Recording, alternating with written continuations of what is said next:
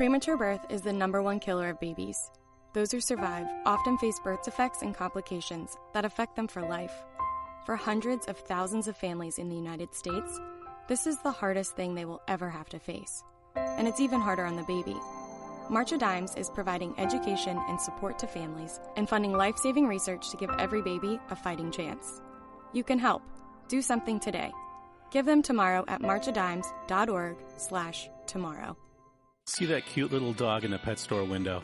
Chances are it came from a puppy mill, a breeding facility that forces caged, neglected, and often sick dogs to churn out puppy after puppy to be sold for profit. Meanwhile, millions of wonderful, healthy pets end up in animal shelters. This leads to the killing of more than 9,000 by the end of today. But with one simple choice, you can help, just by deciding to adopt instead of purchase your next pet.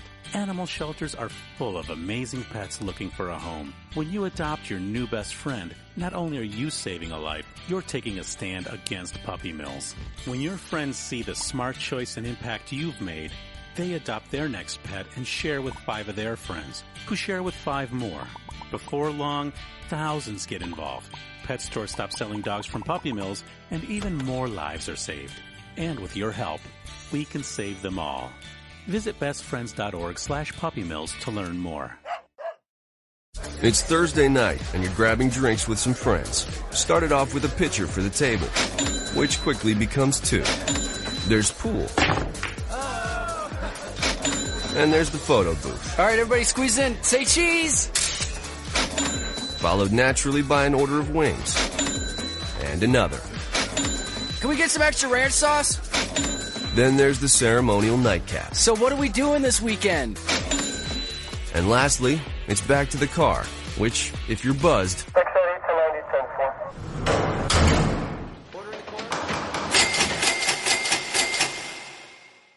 could be the most expensive night of your life. Getting pulled over for buzz driving could cost you around $10,000 in fines, legal fees, and increased insurance rates. Nothing kills a buzz like getting pulled over for buzz driving, because buzz driving is drunk driving. Brought to you by the National Highway Traffic Safety Administration and the Ad Council. The following letters were written by our troops. My dear fellow Americans, I truly appreciate your support. I was starting to wonder if people had forgotten about us over here, but then one of my buddies showed me this website, and now as tears are streaming down my face, I can see for sure that you haven't. Private Emily B., U.S. Army. It's so heartwarming to see the American people not letting the men and women of the armed forces be forgotten. Your letters make a group of grown men, battle-hardened and gruff, act like a bunch of kids around a Christmas tree. Thanks. Staff Sergeant Matthew H., U.S. Army. Your support may be the most important thing our troops can carry with them. But don't take our word for it. Take theirs. To show your support, visit americasupportsyou.mil. Brought to you by the U.S. Department of Defense and the Ad Council. Thousands of families affected by disasters, like the recent wildfires, urgently need support. You can help the American Red Cross provide warm meals, shelter, and hope to families when they need it most. Please donate today to Red Cross Disaster Relief to help people affected by disasters, big and small. Go to redcross.org or call 1-800-RED-CROSS today. Your support is critical. We can't do it without you. Every day, the men and women of the United States Marine Corps demonstrate their commitment to defend the American way of life. Since 1775, we have served our nation as a force in readiness. From combat operations to humanitarian assistance in every corner of the world. No matter where the mission takes us today, or wherever our country needs us tomorrow, we always remember the land we call home. As Marines, we take a stand for each other, for our nation, for us all. The few, the proud, the Marines. Were you born from 1945 to 1965? People born during these years are 5 times more likely to have hepatitis C. So even if you try to eat right, exercise, and take care of yourself, you could still have hepatitis C, a serious disease that's a leading cause of liver cancer. If you were born from 1945 to 65, you should get a blood test for hepatitis C. Treatments can cure this disease. Talk to your doctor about getting tested. A message from the CDC. Hello there, this is Nat King Cole, wishing you all a happy and a Merry Christmas. The joy of living is in the giving. So let's give lots of toys for tots. Since 1947, the United States Marine Corps has been helping Santa fill his sleigh, making happier holidays for deserving children right in your community. Go to toysfortots.org and learn how you can make a difference. The following program is closed captioned for the thinking impaired. Zinc Media. Feel the power of knowledge.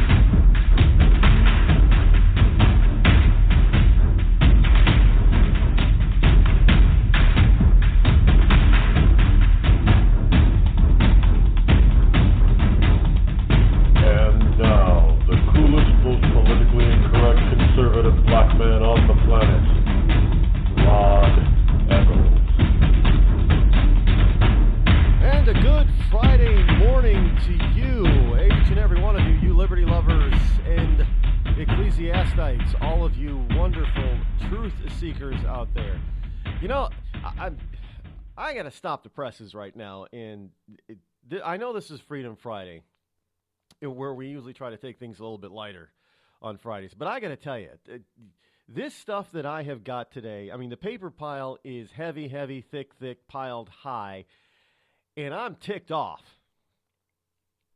and mixed in with frustrated, and with a little bit of I can't believe it, with a dash of I told you so thrown on top. Hey, this is just absolutely nonsense and ludicrous about this election, folks. I mean, this is you've got here people running around talking about all this hacking.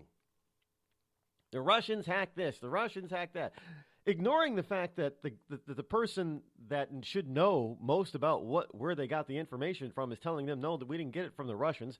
We got it from a Democratic insider. And then you hear all this crazy talk about the Obamacare stuff.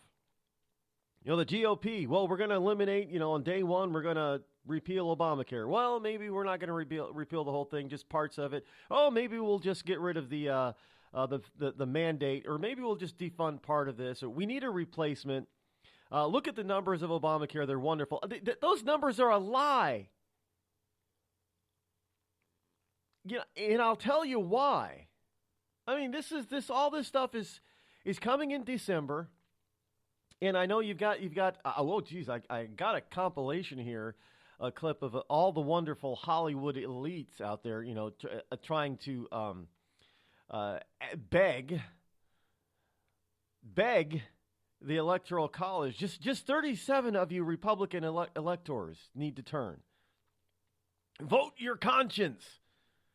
I mean, what kind of crap is this? And I'm sitting there watching these videos of these, and you know that they're reading from a script. You got even one of them saying, well, I'm not on script. Bullshit, you're not on script, because you're all saying exactly the same thing, which means a script was passed out to all of you idiots. Trust me, you can't get that kind of crap past me. Okay, you get two people in the same room that say the same thing, that's one thing. But when you get like 30 people who aren't in the same room at the same time and supposedly recording on different days saying the exact same thing, don't tell me that's off the cuff. That's scripted. We know that the media gets scripted because they start using the same damn word every time. Remember the word gravitas? Does George W. Bush have gravitas? Every single news outlet used that word. Nobody heard of that word beforehand. But then all of a sudden, everybody's using that word. Oh, well, we're not getting any marching orders from anyone. We're not getting any faxes from anyone. Bullshit. Don't try to play that game anymore. You can't pull it over our eyes.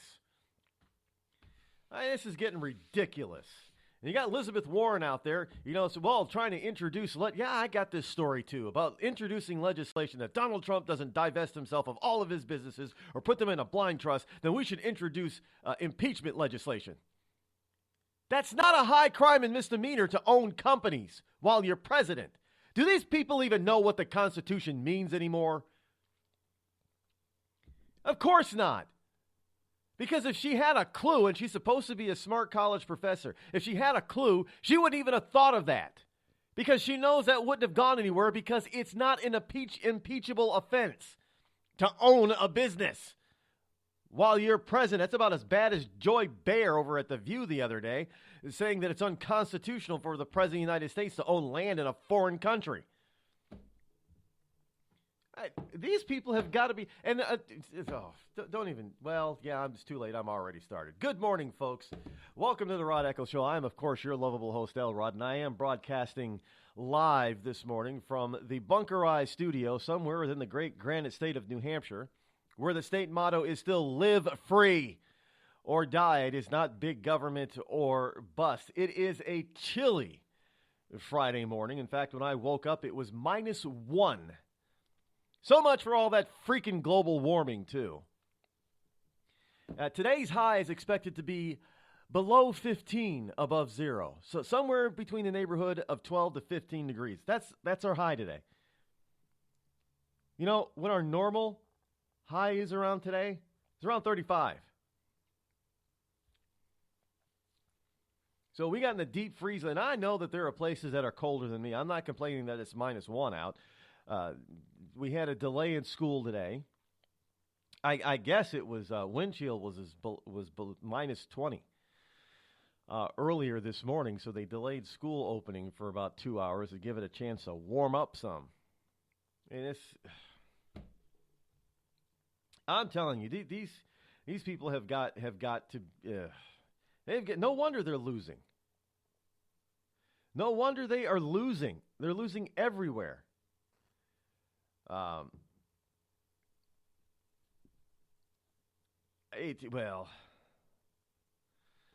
know. It's call-in number this morning, 603-835-3226.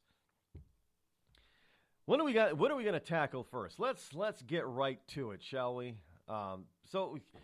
Look, I promise, folks, we'll get a little bit lighter at the end of the program, but right now, this stuff has got to come out. Right now, the GOP, there's just so much on the plate here in the paper pile. The GOP plans to replace the health care law with universal access. Well, what the hell does universal access mean? Well, everybody's going to have access to health care. We have universal access right now. Why do they got to write another law that says so?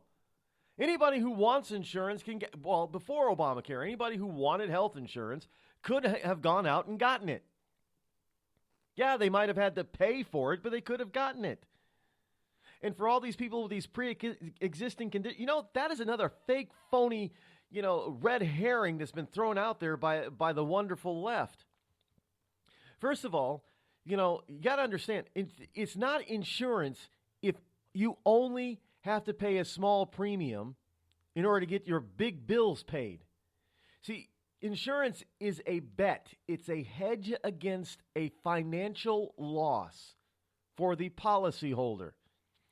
See, when you go out and get insurance, you are betting, because insurance is nothing more than a gamble.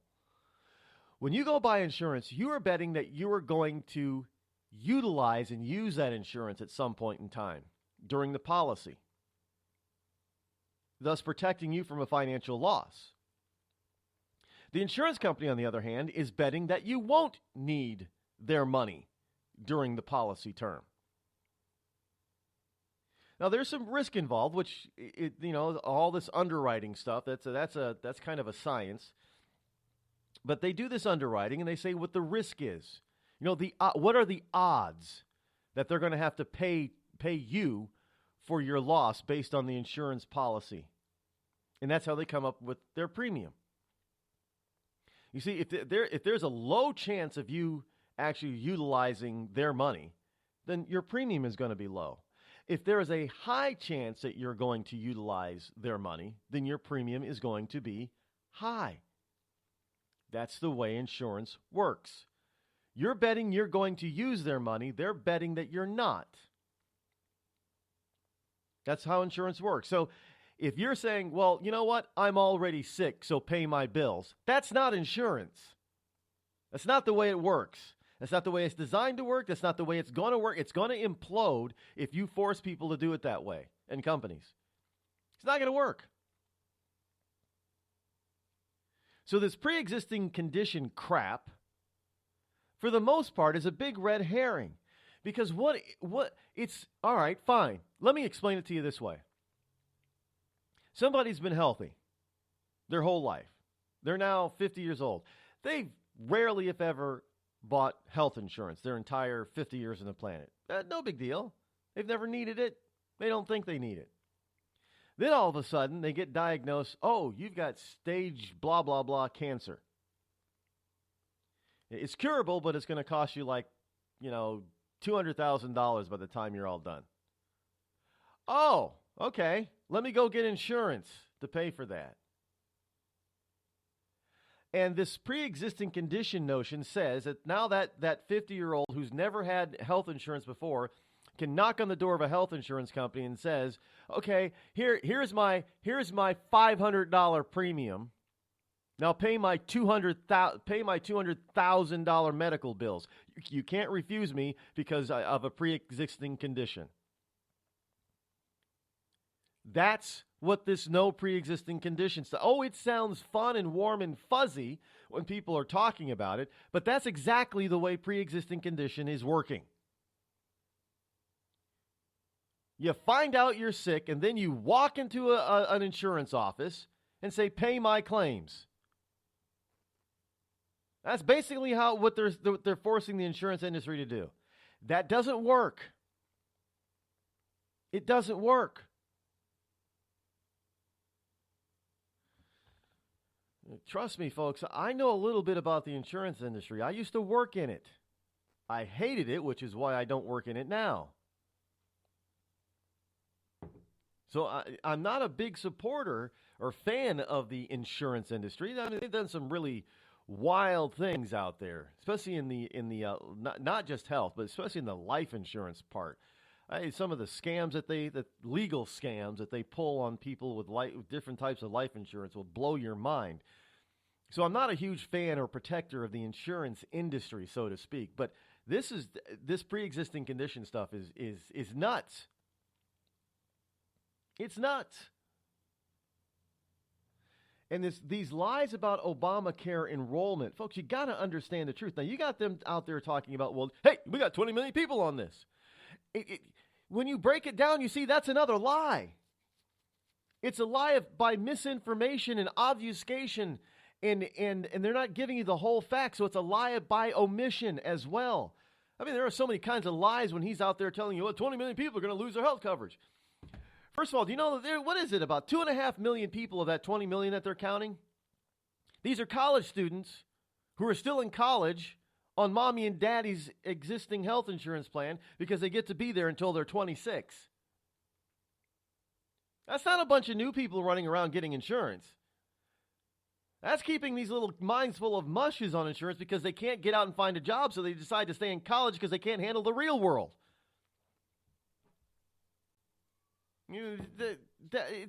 That's just, the numbers just don't add up.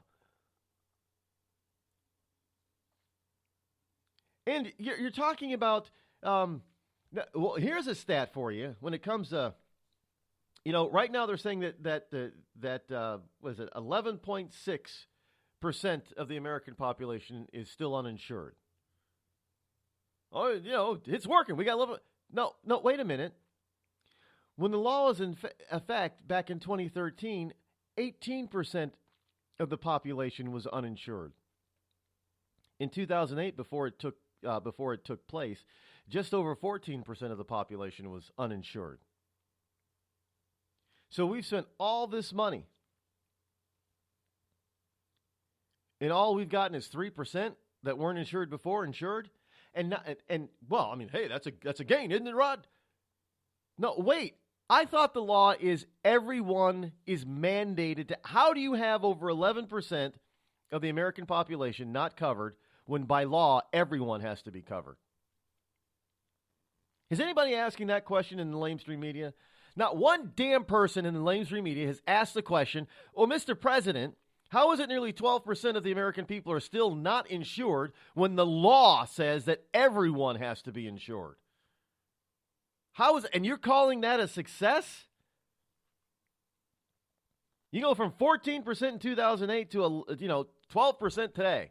You think a 2.5% dip is success in a law that says everyone, 100% of us, need to be covered? Are they redefining the term success now?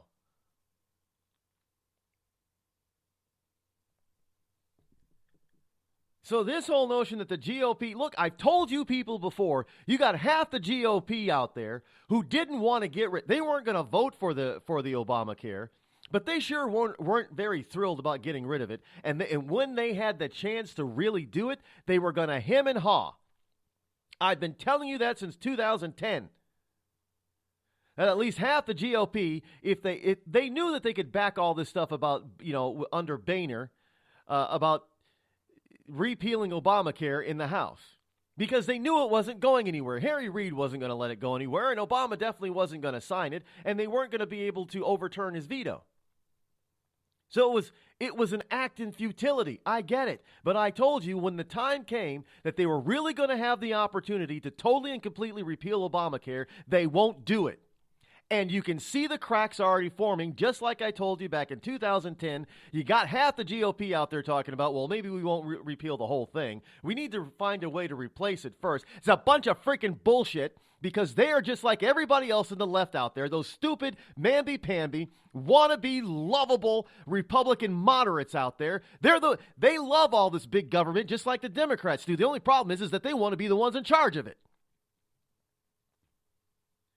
Because they think they're the smart ones. They don't give a rip about your freedom or what you want. So now they're hemming and hawing about it. Well, maybe we'll have a universal access law, or maybe we should only just repeal the mandatory mandate on the part. Get rid of the whole damn thing and get the government out of my freaking health care. That's what you were sent to Washington, D.C. to do. Plain and simple. And I'm telling you right now, if you people don't live up to that, if you do not do what the American people want this time, your ass is grass as well as the Democrats. Don't doubt me.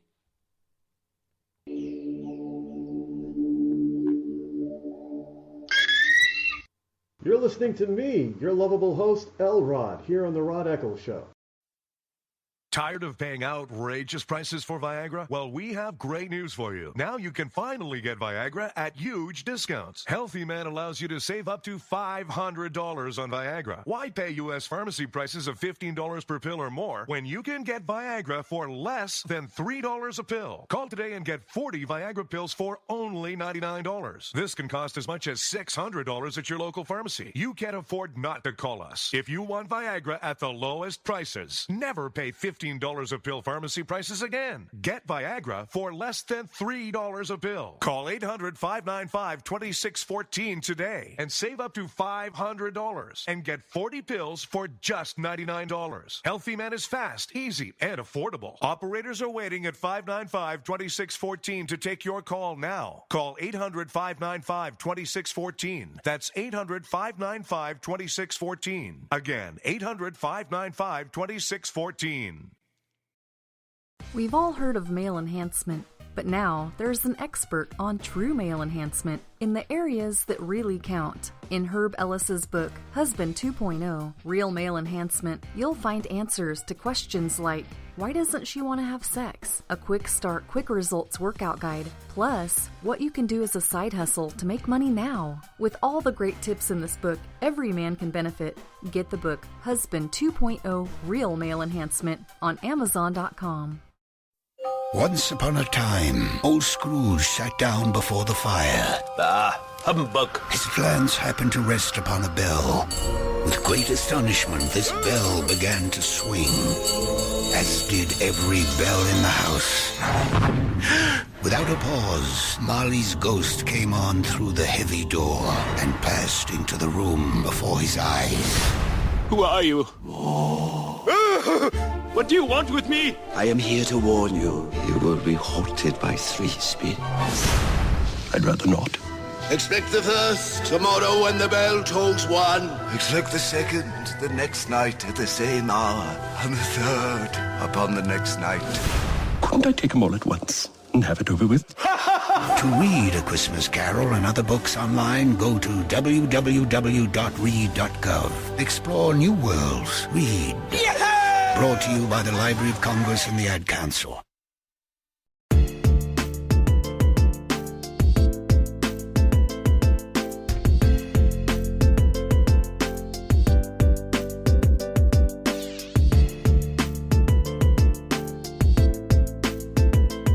That these people need to understand.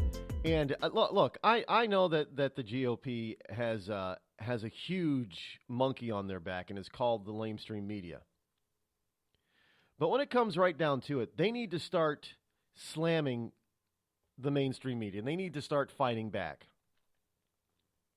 They've allowed the media and the extreme leftists to say that healthcare is a natural God-given right.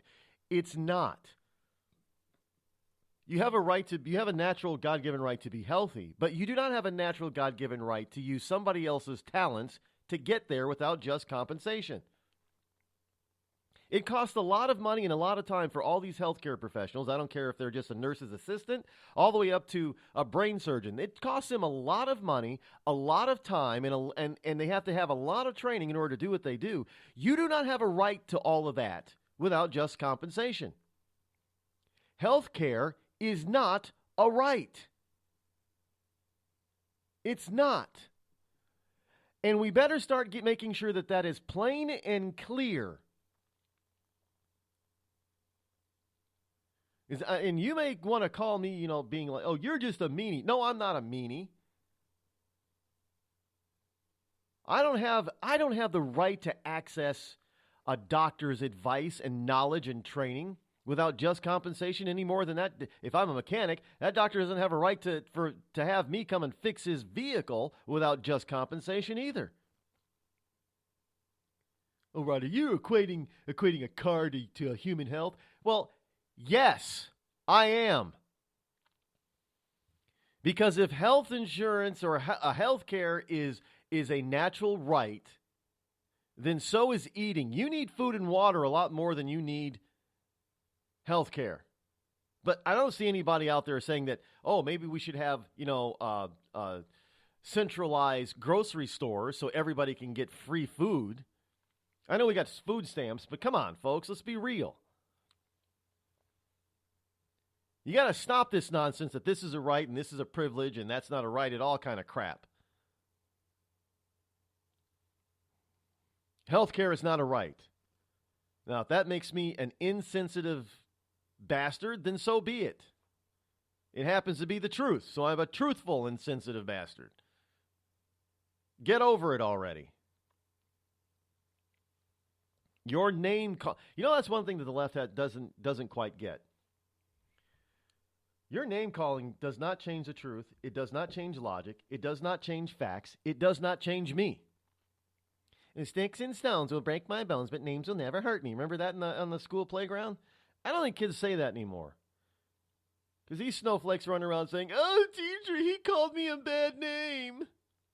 I need a safe space. Well, that's the truth. That's the way these kids are today. And they buy hook, line, and sinker all this crap. And you parents are partly to blame because you keep sending your kids to these college institutions when you know that they're just indoctrination centers. Come on. And then you're surprised when you get this kind of thing in Washington, D.C.? They're being educated that way, folks. Wake up! The Red Cross responds to nearly 66,000 disasters every year, most of them house fires. Red Cross President and CEO Gail McGovern says you need to develop an evacuation plan and practice it, especially with your children. It takes just 2 minutes for a home to be engulfed in flames. Practice those drills. We all think our kids know what to do. They don't. We need to teach them. We have started a large campaign where we're going into vulnerable communities and helping install smoke alarms. Already 92 lives were saved, and 4 of those lives were saved by a 5-year-old girl who remembered what we taught them during these fire drills, and she got her family out. We also have a slew of free apps that people can download onto their smartphones. It's what to do in every kind of disaster you can imagine, how to prepare and how to recover. To help support all the Red Cross does and to make a financial donation, go to redcross.org. That's redcross.org. I'm just so happy my father had a chance to see his kids before he passed. I just want to say thank you. When her father fell ill, the American Red Cross was able to help get Veronica's brother home from the Navy to speak to his father one last time. It's thanks to your donations that we can connect military families when they need it most. Please donate today at redcross.org. It's Thursday night, and you're grabbing drinks with some friends. Started off with a pitcher for the table, which quickly becomes 2. There's pool. And there's the photo booth. All right, everybody squeeze in. Say cheese! Followed naturally by an order of wings. And another. Can we get some extra ranch sauce? Then there's the ceremonial nightcap. So what are we doing this weekend? And lastly, it's back to the car, which, if you're buzzed,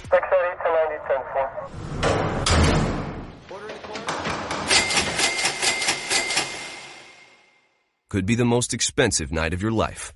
Getting pulled over for buzz driving could cost you around $10,000 in fines, legal fees, and increased insurance rates. Nothing kills a buzz like getting pulled over for buzz driving, because buzz driving is drunk driving. Brought to you by the National Highway Traffic Safety Administration and the Ad Council. Every day, the men and women of the United States Marine Corps demonstrate their commitment to defend the American way of life.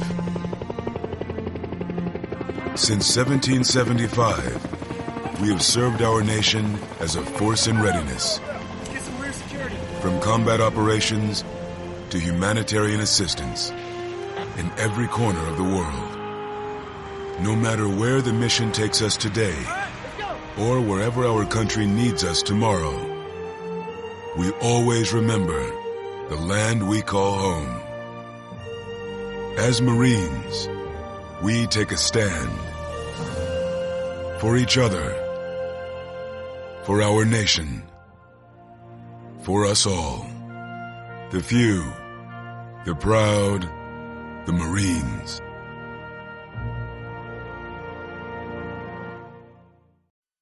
I considered suicide so I wouldn't put my family through all the pain. Many of our warriors are returning home from the battlefield, only to face a new war as they struggle with devastating injuries. At Wounded Warrior Project, we understand. We're there to help. Even though you think you're broken, you're not. It's the physical and the emotional healing that Wounded Warrior Project provides. With a gift of just $19 a month, you can join Wounded Warrior Project. You'll help provide critically needed programs and services that rebuild lives. Beautiful. There you go, buddy. The ongoing needs of our wounded and their families will continue for many years to come. Now is the time to show your support. Call now or go online with your gift of just $19 a month, and we'll send you this Wounded Warrior Project blanket. It made me feel that there's people out there that care about us. After this event, we can finally maybe start to heal as a family and move forward. We need your help. The families are hurting. For many of our wounded heroes, the greatest casualty is being forgotten. That's why your gift of just $19 a month is so important. Please call or go online right now. Warning. Listening to the Rod Eccles Show by the idiot left may cause outrage, fear, a need for safety pins and or spaces. If you experience any of these symptoms or are allergic to truth, tune in and learn something, Snowflake.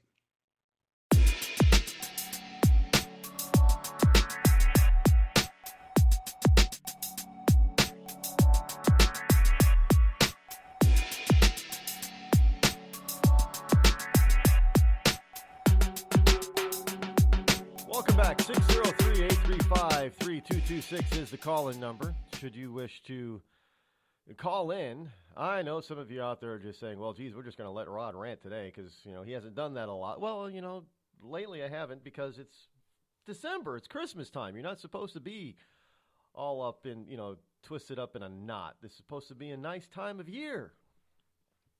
Right? It's supposed to be nice and friendly and warm and loving, and everybody's supposed to be caring.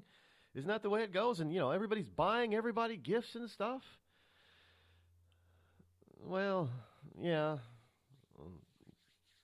Speaking of the gift stuff, if you spent too much this year, I know some people have. Yesterday, I was at the phone repair shop trying to get my phone repaired. By the way, my cell phone is dead. So I have to go pick up my new phone right after this program ends today. So I should be up and running. Yeah, don't drop your cell phone into slushy, watery, snowy, cold, snowy, slushy slush, because it's just like water. And even though you think you got it real fast, and you think that nothing happened, so you just sort of dry off the exterior of it. No, the water's gotten inside your unit, and these things if they're not water resistant, and you don't have a water resistant cover on it, which I don't, these things are very delicate to water, evidently. And it kind of got fried. Parts of it kind of got fried. So I think it was one of the chips and stuff that they say they can't replace it. I mean, suppose they could if they tear the phone apart, but it's just cheaper just to go out and get a new phone. So, yeah, they're saying they're most likely they can transfer most of the data to the new phone. But yeah, so that actually happened. I don't think I've ever lost my phone in water before, and I've had a cell phone since '99. So I guess it's the first time for everything. It's why I've never bought that insurance stuff. Usually, but that phone insurance, most of it doesn't even cover if you drop it in water. Read the fine print on that stuff, just saying. It covers it if you drop and break it and the screen cracks or you crush it with your car or something, but not if you drop it in water, usually. So, yeah, and I know some of you are going to be out there buying phones as gifts for some family members and stuff, and those things can get expensive. They can get expensive. And all those other gifts, if you're looking for those Hatchimables, whatever the hot toy is, whatever it's called, my niece wants one of those for Christmas. Well, evidently there are people who snagged a bunch of them. She can't find them anywhere, and you can find a few of them that are available online for big prices. Remember the Cabbage Patch Kids of the 80s? Yeah, well, this is the Hatchimals thing now. So maybe some of you out there are spending all that money on Hatchimals, and you find that you're running up a little short, or you're going to have a big bill come due in January, February. Well, pay it off with Uber. That's right. Go ahead and pay it off with Uber. Go drive with Uber. You'll be surprised at how much cash you can make, and it's very easy. All you got to do is drive your car. And Uber in some cities, municipalities, they have a program where you don't even have to use your car. You can use a rental agency car and still make money. There are people out there, part-timers, making $1,000 or more per week. There are full-timers out there making $50,000 or more. Some are making, even reporting, over six figures every year driving for Uber. You can do the same thing. So just go to rodeccles.net/Uber to get the information and see what bonuses you also may be eligible for. They're different in different communities and municipalities because, obviously in some communities they may not need drivers as much as they need them in other cities or communities. And bonuses, I understand, can run as high as $500 just for signing up and starting to drive. Right there is enough to make somebody want to do it and just go drive a few people around just to get that $500 bonus. What have you got to lose? Nothing. Give it a shot. Look it up. Get the information. Get the facts. RodEccles.net/Uber. And you'll get the information. Now we're at the part of the program where I bring you a wonderful Christmas song. If you're wondering what the Christmas song is, well, I can't tell you. Nah, just kidding. It's not a secret. You don't have to hack me in order for me to tell you the information about this next song. It is an old classic. It's a wonderful classic. Everybody sings this song every year, every day, everywhere you hear it. It doesn't matter. Jingle Bells, but it's not Jingle Bells. It's Jingle Bell Rock. Yes, a lot of people sing Jingle Bell Rock. Well, this is a more toned-down version, I guess you could say, by Tanner Patrick, and you can find his stuff at tannerpatrick.bigcartel.com. I guess Tanner doesn't have his own website. He's got a piggyback on another one. But here, he's got some talent here. But on the guitar, Tanner Patrick with Jingle Bell Rock, his cover.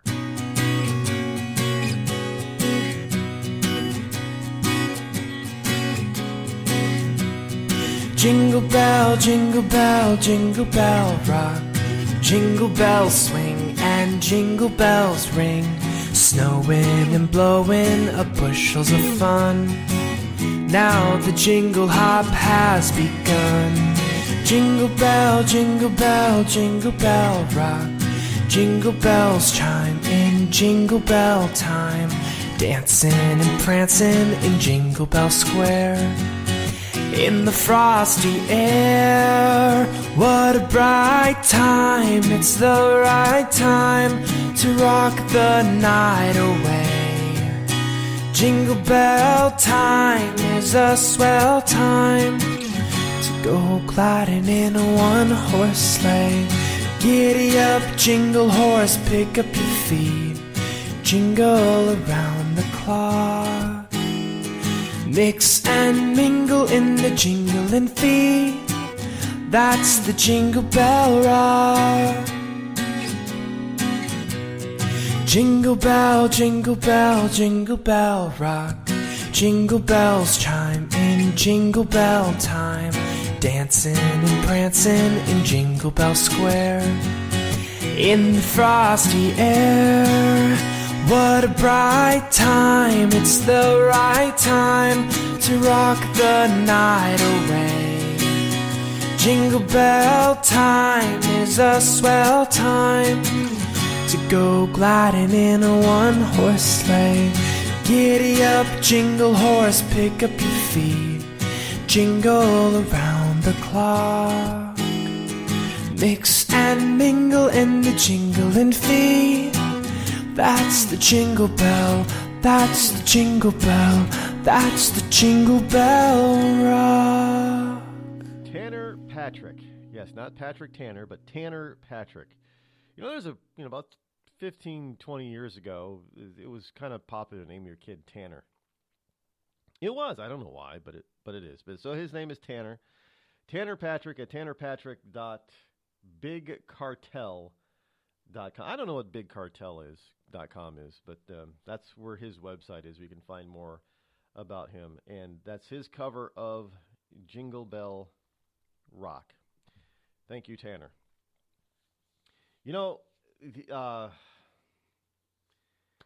I don't know what more to because I really don't want to be all worked up on a Friday. I mean, this is especially, the Friday before, this is the last Friday, Freedom Friday program of the year. And I didn't want to, they forced me this way. These leftist idiots, I tell you, you can't win with them. You can't win without them. Well, you can win without them. We could do a hell of a lot better without them. But we got them. And they don't seem to, even when we don't, when we get them out of office, they don't go away. They don't want to leave us alone. They want to lie. This whole notion of, I don't know how many times we have got to tell them Hillary Clinton did not win the election by 2.5, 2.8, or 3 million votes. She didn't. We know that there was voter fraud all over the place. as many as 4 million dead people voted all over the country. Now, do you think those 4 million dead people voted for Hillary, or do you think they voted for Donald Trump? Donald Trump was right. You know, I've got people that have worked at polls here in New Hampshire, and they have been telling me, you know, some of the stories about what Donald Trump says, that there was voter fraud in New Hampshire. And we got all these people in New Hampshire saying, there's no voter fraud. Yeah, there was. People walking into, because we have the same day voter registration thing. People walking in and sometimes don't even have ID, and they're allowed to fill out forms so they can go and vote. I mean, this is ridiculous. Of course there was voter fraud here, because it's same-day registration, and the Republicans here and the new Republican governor-elect, they're pledging to do something about that. Well, they damn well better. It's not difficult to do. You get rid of same-day voter registration and vote, and you get rid of, and you force ID. You got to have ID to vote. Well, I don't have any ID. Well, in most towns in New Hampshire, how the hell did you get there if you don't have at least a driver's license? You got to have ID. I'm sorry, you're not coming into my polling place here in New Hampshire and telling me that you do not have ID. That doesn't fly. Because you need ID for everything. Well, I got here on the bus. Well, did you know that, except for the city buses, if you're going to buy a bus ticket, say like on, around here, one of the big ones is Concord Coach Lines. It's kind of like Peter Pan or Greyhound. So you gotta have a valid picture ID before they'll give you a ticket. You got to prove who you are, or a credit card. You know, if you're buying a ticket online, you got to have a credit card. So wait, you got to have an ID or a credit card in order to buy a ticket. But you're telling me, and you don't have an ID at all, and yet you're probably let me see. How'd you get here? Well, I drove. So you don't have a license and you drove. Yeah, why don't we ask him that question? I don't have any ID. Well, how'd you get here? Well, somebody drove me. Okay, where is that person? Can they vouch for who you are? At least do that. And that's the kind of thing that can be easily taken care of all across the country. Now, will having, requiring ID in order to vote and getting rid of same-day registration and the motor voter stuff, is that going to eliminate 100% of fraud? Oh, no, because people are they're too smart and too clever, and there will still be some fraud that goes on. But you'll cut out a big chunk of it, a vast majority of it. But you'll still have people like those up in Detroit who will find a way in certain precincts where there's only 50 votes cast to have 337 votes counted.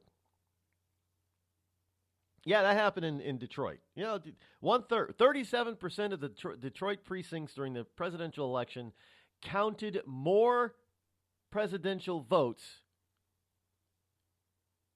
than ballots cast. Now, you got to ask yourself, well, how the hell does that happen? Well, it's very easy. There's no glitch in the machines. There wasn't a glitch in over a third of the machines. No, the glitch was that somebody took the ballots, probably Hillary Clinton's ballots, the people that voted for Hillary Clinton, and decided, well, here, I better run these through again. Because they're thinking, well, maybe, but I don't think they got counted the first time they went through. We better run them through again. So they ran them through again. Now, I don't think they got them counted the second time. We better run them through again. Well, if you've only got 50 ballots, but you got 337 votes, yeah, you ran each one of those ballots through 3 or 4 or 5 times. That's how you get to that count, but you can't throw them out. All the vote, you don't know who the votes are for, who the original. Well, I guess you do because you have the ballots, and now you got to hand count them. Yeah, but this is ridiculous.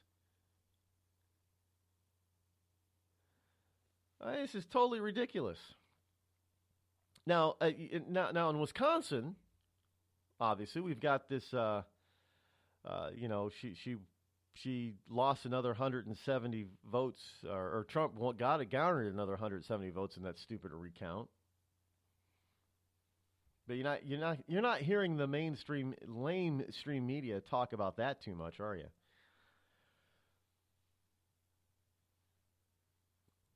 No, you're not. Of course not.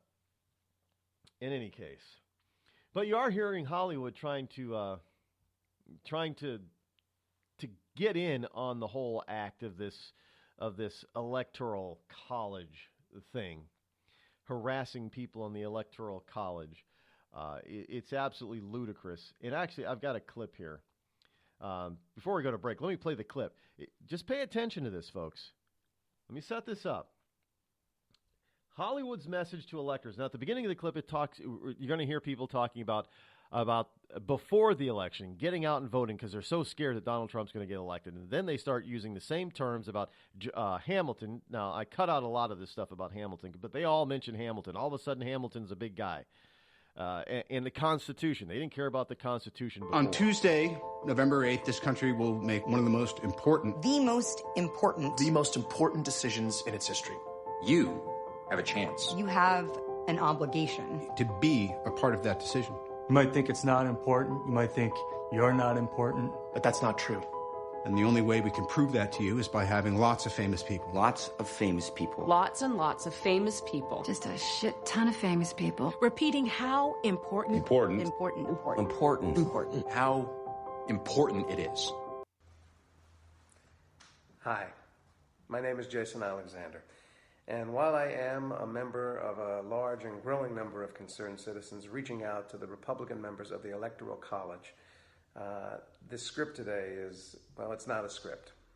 So please forgive me if I spit and sputter and hem and haw a little bit while trying to express something that is deeply felt in my heart.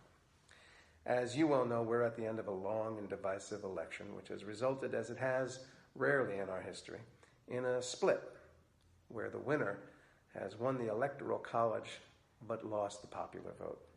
In this case, Mr. Trump has lost the popular vote by somewhere between 2.5 to 3 million votes. And so on December 19th, our Electoral College is being asked to potentially serve a purpose for which it was created but hasn't often been asked to perform. To my recent understanding, the Electoral College, as devised by Alexander Hamilton, was created to ensure that the United States would never elect a demagogue or someone adversarial or dangerous or someone incompetent to serve as the President of these United States. Republican members of the Electoral College, this message is for you. As you know, our founding fathers built the Electoral College to safeguard the American people from the dangers of a demagogue and to ensure that the presidency only goes to someone who is to an eminent degree endowed with the requisite qualifications. The Electoral College was created specifically to prevent an unfit candidate from becoming president. There are 538 members of the Electoral College. You and just 36 other conscientious Republican electors can make a difference by voting your conscience on December 19th. And thereby shaping the future of our nation. I'm not asking you to vote for Hillary Clinton. I'm not asking you to vote for Hillary Clinton. I'm not asking you to vote for Hillary Clinton. And you have my respect. You have my respect. You have my respect. For your patriotism. And service to the American people. Unite for America. Jason Alexander said, my recent understanding. That's because these people never read the Constitution in their entire life. They have no clue of what the Constitution says because they're all a bunch of touchy-feely, mamby-pamby wusses anyway, and they're out there using the same damn thing. You'll have my respect, my respect, my respect. You know, Hamilton said demagogue, unfit. Give me a break. Obama was unfit. You're listening to the Rod Eccles Show, the coolest, most politically incorrect, conservative black man on the planet. Tired of paying outrageous prices for Viagra? Well, we have great news for you. Now you can finally get Viagra at huge discounts. Healthy Man allows you to save up to $500 on Viagra. Why pay U.S. pharmacy prices of $15 per pill or more when you can get Viagra for less than $3 a pill? Call today and get 40 Viagra pills for only $99. This can cost as much as $600 at your local pharmacy. You can't afford not to call us. If you want Viagra at the lowest prices, never pay $15 a pill pharmacy prices again. Get Viagra for less than $3 a pill. Call 800-595-2614 today and save up to $500 and get 40 pills for just $99. Healthy Man is fast, easy, and affordable. Operators are waiting at 595-2614 to take your call now. Call 800-595-2614. That's 800-595-2614. Again, 800-595-2614. We've all heard of male enhancement, but now there's an expert on true male enhancement in the areas that really count. In Herb Ellis's book, Husband 2.0, Real Male Enhancement, you'll find answers to questions like, why doesn't she want to have sex? A quick start, quick results workout guide, plus what you can do as a side hustle to make money now. With all the great tips in this book, every man can benefit. Get the book, Husband 2.0, Real Male Enhancement, on Amazon.com. Once upon a time, old Scrooge sat down before the fire. Humbug. His glance happened to rest upon a bell. With great astonishment, this bell began to swing, as did every bell in the house. Without a pause, Marley's ghost came on through the heavy door and passed into the room before his eyes. Who are you? What do you want with me? I am here to warn you. You will be haunted by 3 spirits. I'd rather not. Expect the first tomorrow when the bell tolls 1. Expect the second the next night at the same hour. And the third upon the next night.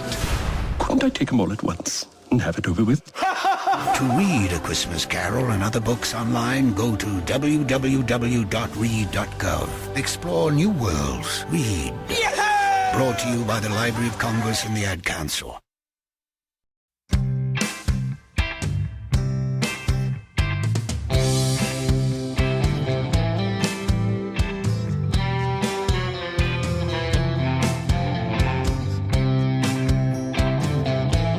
So they are out there imploring now some 37 Republican electors not to vote for Trump because it is their Hamilton-esque constitutional and civic duty to not vote for Trump because Hamilton specifically said that the Electoral College was meant to keep a demagogue and somebody unqualified and unfit to be president, even though the people elected. See, Jason Alexander, he was in the beginning of that clip. He let it out of the bag. His recent understanding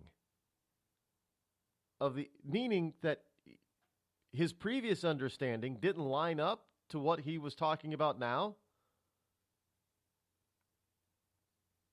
So he's been educated about the meaning and the truth behind the Electoral College, and now he understands it? So it didn't matter before, did it? Oh, no, because, they won. They won in 2008, and they won in 2012. I mean, forget the fact that people were questioning. I'm not a birther now, but forget the fact that people were legitimately questioning Obama's natural-born status. And folks, I know there are some people out there who are cruisers who, and I don't want to denigrate Senator Cruz, but come on. You're the same people that were, let's be honest, you were some of the same people that were questioning Obama's citizenship, but you didn't question the natural citizenship of Ted Cruz. I got to tell you, I think possibly Obama had a better argument than Ted on that one. I know I'm going to take some heat on that one, but the truth is the truth. Come on. He was born in Canada. He was born in Canada, playing it not on any government, U.S. government soil either.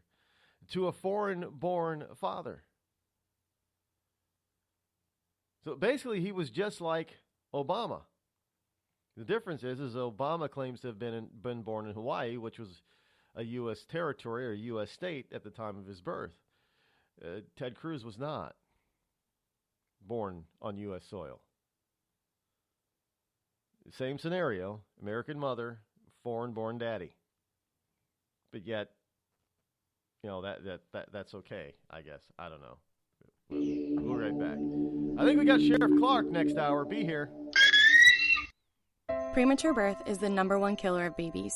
Those who survive often face birth defects and complications that affect them for life. For hundreds of thousands of families in the United States, this is the hardest thing they will ever have to face.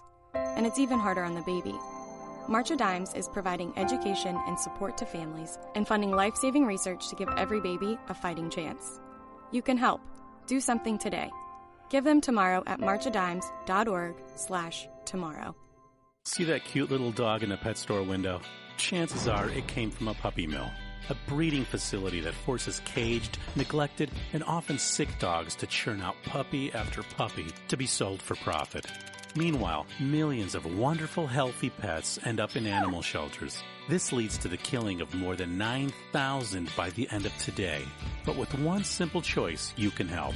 Just by deciding to adopt instead of purchase your next pet. Animal shelters are full of amazing pets looking for a home. When you adopt your new best friend, not only are you saving a life, you're taking a stand against puppy mills. When your friends see the smart choice and impact you've made, they adopt their next pet and share with 5 of their friends, who share with 5 more. Before long, thousands get involved. Pet stores stop selling dogs from puppy mills, and even more lives are saved. And with your help, we can save them all. Visit bestfriends.org/puppymills to learn more. It's Thursday night, and you're grabbing drinks with some friends. Started off with a pitcher for the table, which quickly becomes 2.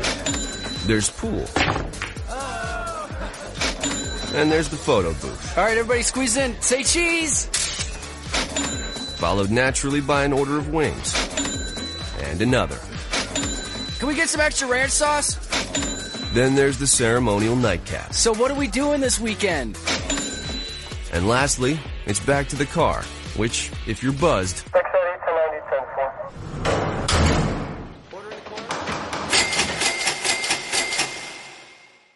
could be the most expensive night of your life. Getting pulled over for buzz driving could cost you around $10,000 in fines, legal fees, and increased insurance rates. Nothing kills a buzz like getting pulled over for buzz driving, because buzz driving is drunk driving. Brought to you by the National Highway Traffic Safety Administration and the Ad Council. The following letters were written by our troops. My dear fellow Americans, I truly appreciate your support. I was starting to wonder if people had forgotten about us over here, but then one of my buddies showed me this website, and now as tears are streaming down my face, I can see for sure that you haven't. Private Emily B., U.S. Army. It's so heartwarming to see the American people not letting the men and women of the armed forces be forgotten. Your letters make a group of grown men, battle-hardened and gruff, act like a bunch of kids around a Christmas tree. Thanks. Staff Sergeant Matthew H., U.S. Army. Your support may be the most important thing our troops can carry with them. But don't take our word for it. Take theirs. To show your support, visit americasupportsyou.mil. Brought to you by the U.S. Department of Defense and the Ad Council. Thousands of families affected by disasters, like the recent wildfires, urgently need support. You can help the American Red Cross provide warm meals, shelter, and hope to families when they need it most. Please donate today to Red Cross Disaster Relief to help people affected by disasters, big and small. Go to redcross.org or call 1-800-RED-CROSS today. Your support is critical. We can't do it without you. Every day, the men and women of the United States Marine Corps demonstrate their commitment to defend the American way of life. Since 1775, we have served our nation as a force in readiness. Get some rear security. From combat operations to humanitarian assistance in every corner of the world. No matter where the mission takes us today, or wherever our country needs us tomorrow, we always remember the land we call home.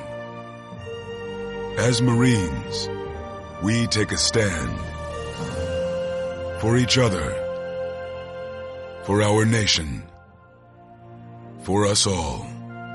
The few, the proud, the Marines. Were you born from 1945 to 1965? People born during these years are 5 times more likely to have hepatitis C. So even if you try to eat right, exercise, and take care of yourself, you could still have hepatitis C, a serious disease that's a leading cause of liver cancer. If you were born from 1945 to 65, you should get a blood test for hepatitis C. Treatments can cure this disease. Talk to your doctor about getting tested. A message from the CDC. Hello there, this is Nat King Cole, wishing you all a happy and a Merry Christmas. The joy of living is in the giving. So let's give lots of toys for tots. Since 1947, the United States Marine Corps has been helping Santa fill his sleigh, making happier holidays for deserving children right in your community. Go to toysfortots.org and learn how you can make a difference. The following program is closed captioned for the thinking impaired. Zinc Media. Feel the power of knowledge.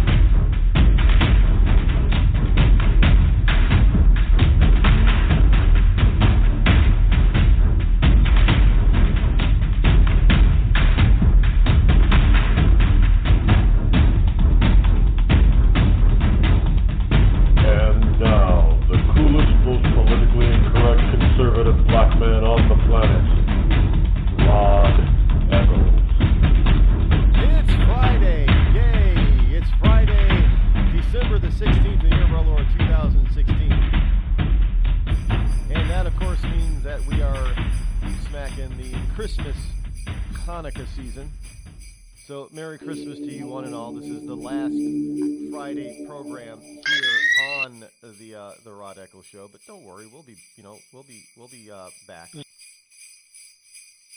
at the beginning of next year. But in the meantime, 603-385-3226 is the call-in number. Should you wish to join me here on Freedom Friday.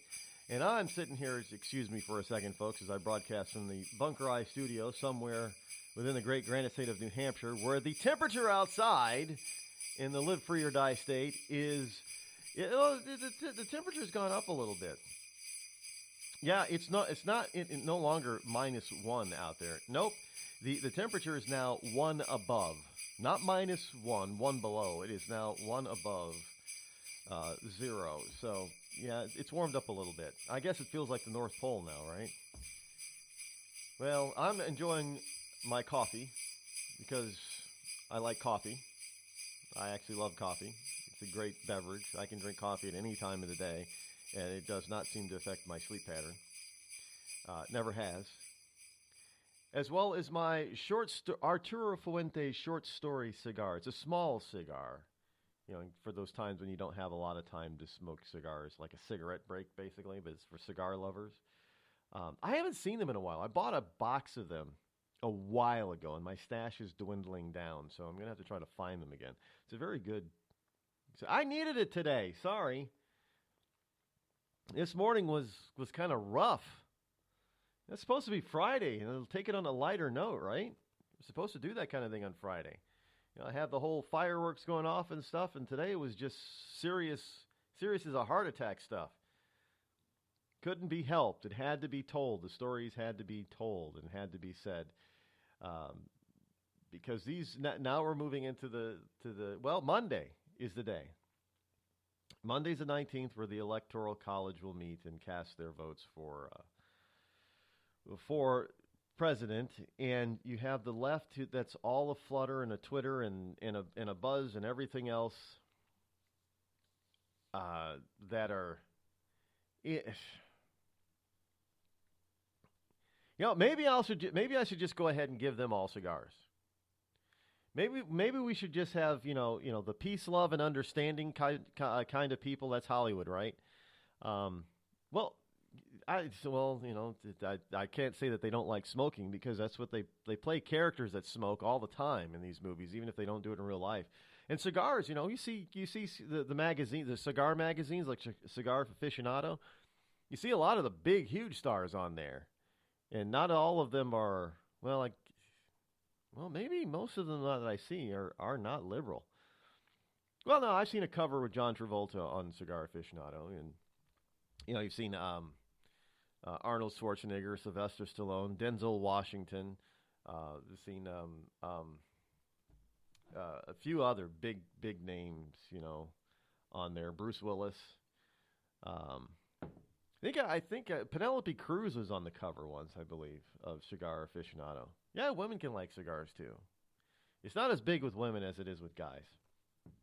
And they usually have, I know Arnold. I think Arnold's picture, he had a big fat Churchill Maduro. I don't know what brand it was, but it was a nice fat long, delicious looking cigar.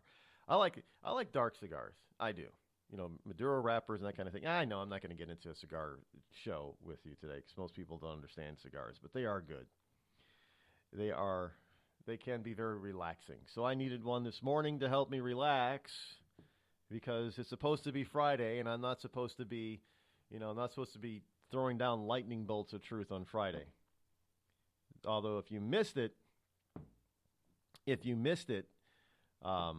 this is the first hour. You're going to have to go back in the archives later and get it, because it was, yes, lightning bolts coming down. And at the moment, we're supposed to have, I do believe, Sheriff Clark calling in, and this looks like he is now on the line with us. Good morning. Is this Sheriff Clark? Yes, it is, sir. Good morning to you. How are you? Merry Christmas. Merry Christmas to you and your listeners as well. I'm doing fantastic. Sheriff, now that Sheriff Arpaio is leaving office, you're the last of the two of America's sheriffs now.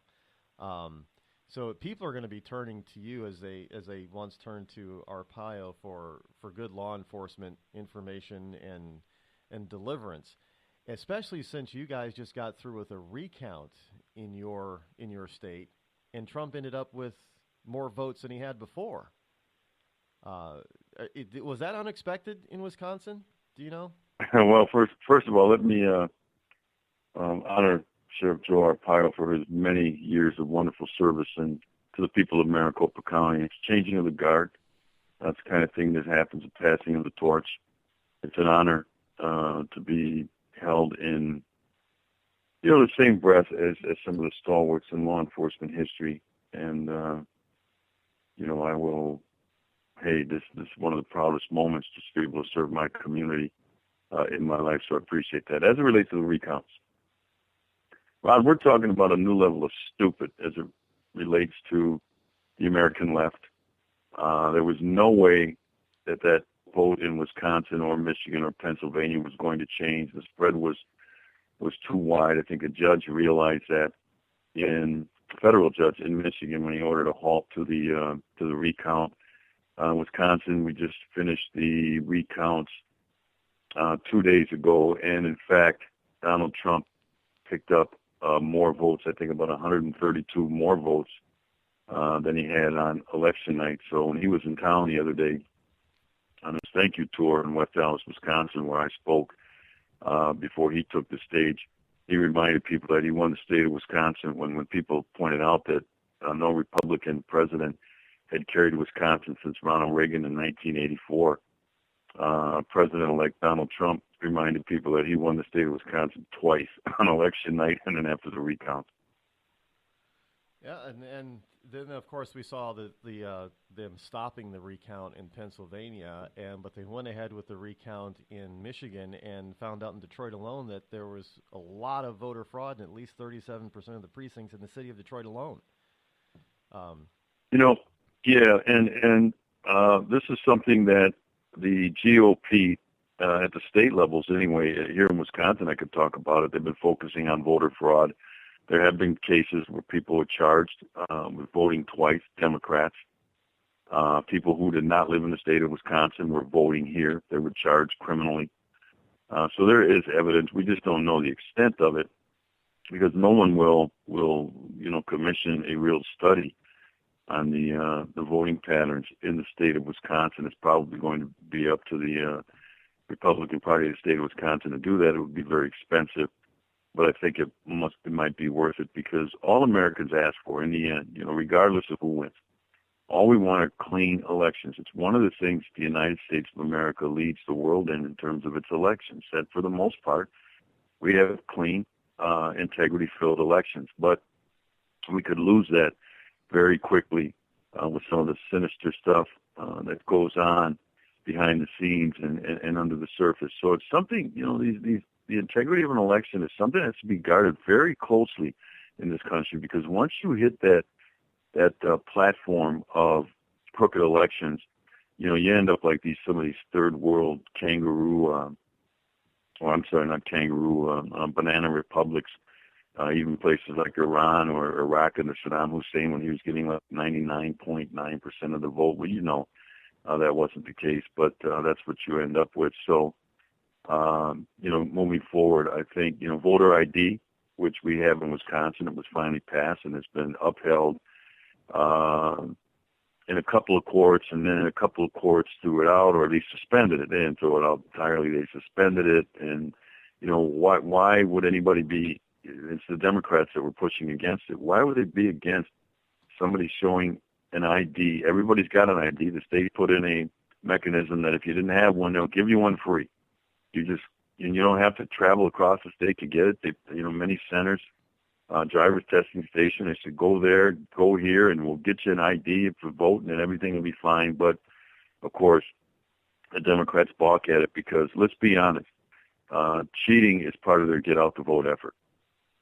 Yeah, that definitely seems to be it. Get everybody out to vote, whether they're eligible or not. And I know, speaking of eligible, this is the Electoral College is being bombarded and pressured as saying that Donald Trump is ineligible to be president because he's incompetent or he's a demagogue. Now, you've obviously met with the president-elect, and you were with him before he got elected on tour, but you met with him recently in Trump Tower and stuff.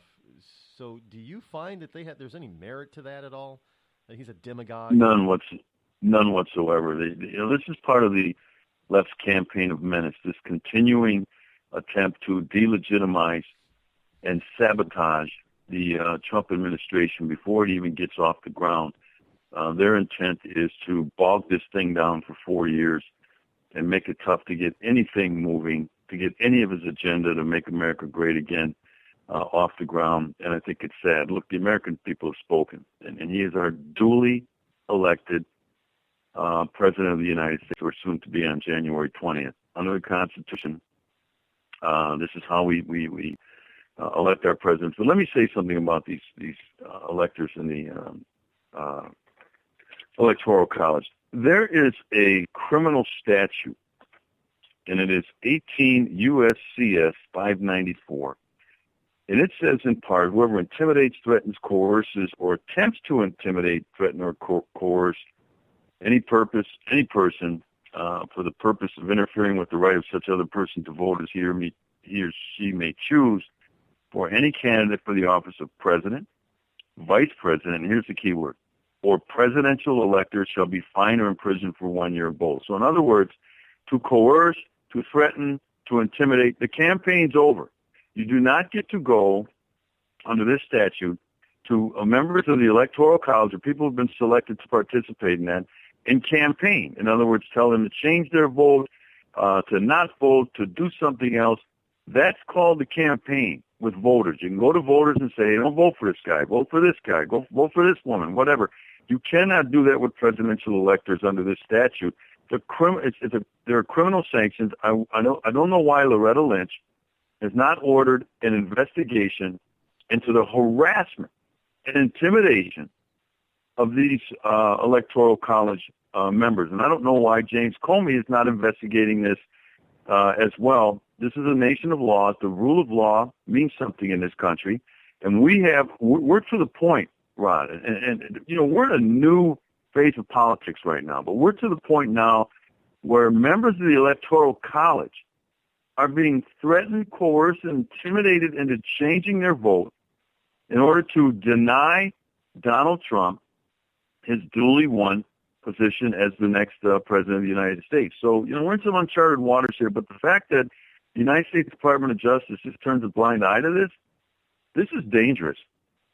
Well, hopefully we'll get to that'll change as soon as January 20th gets here.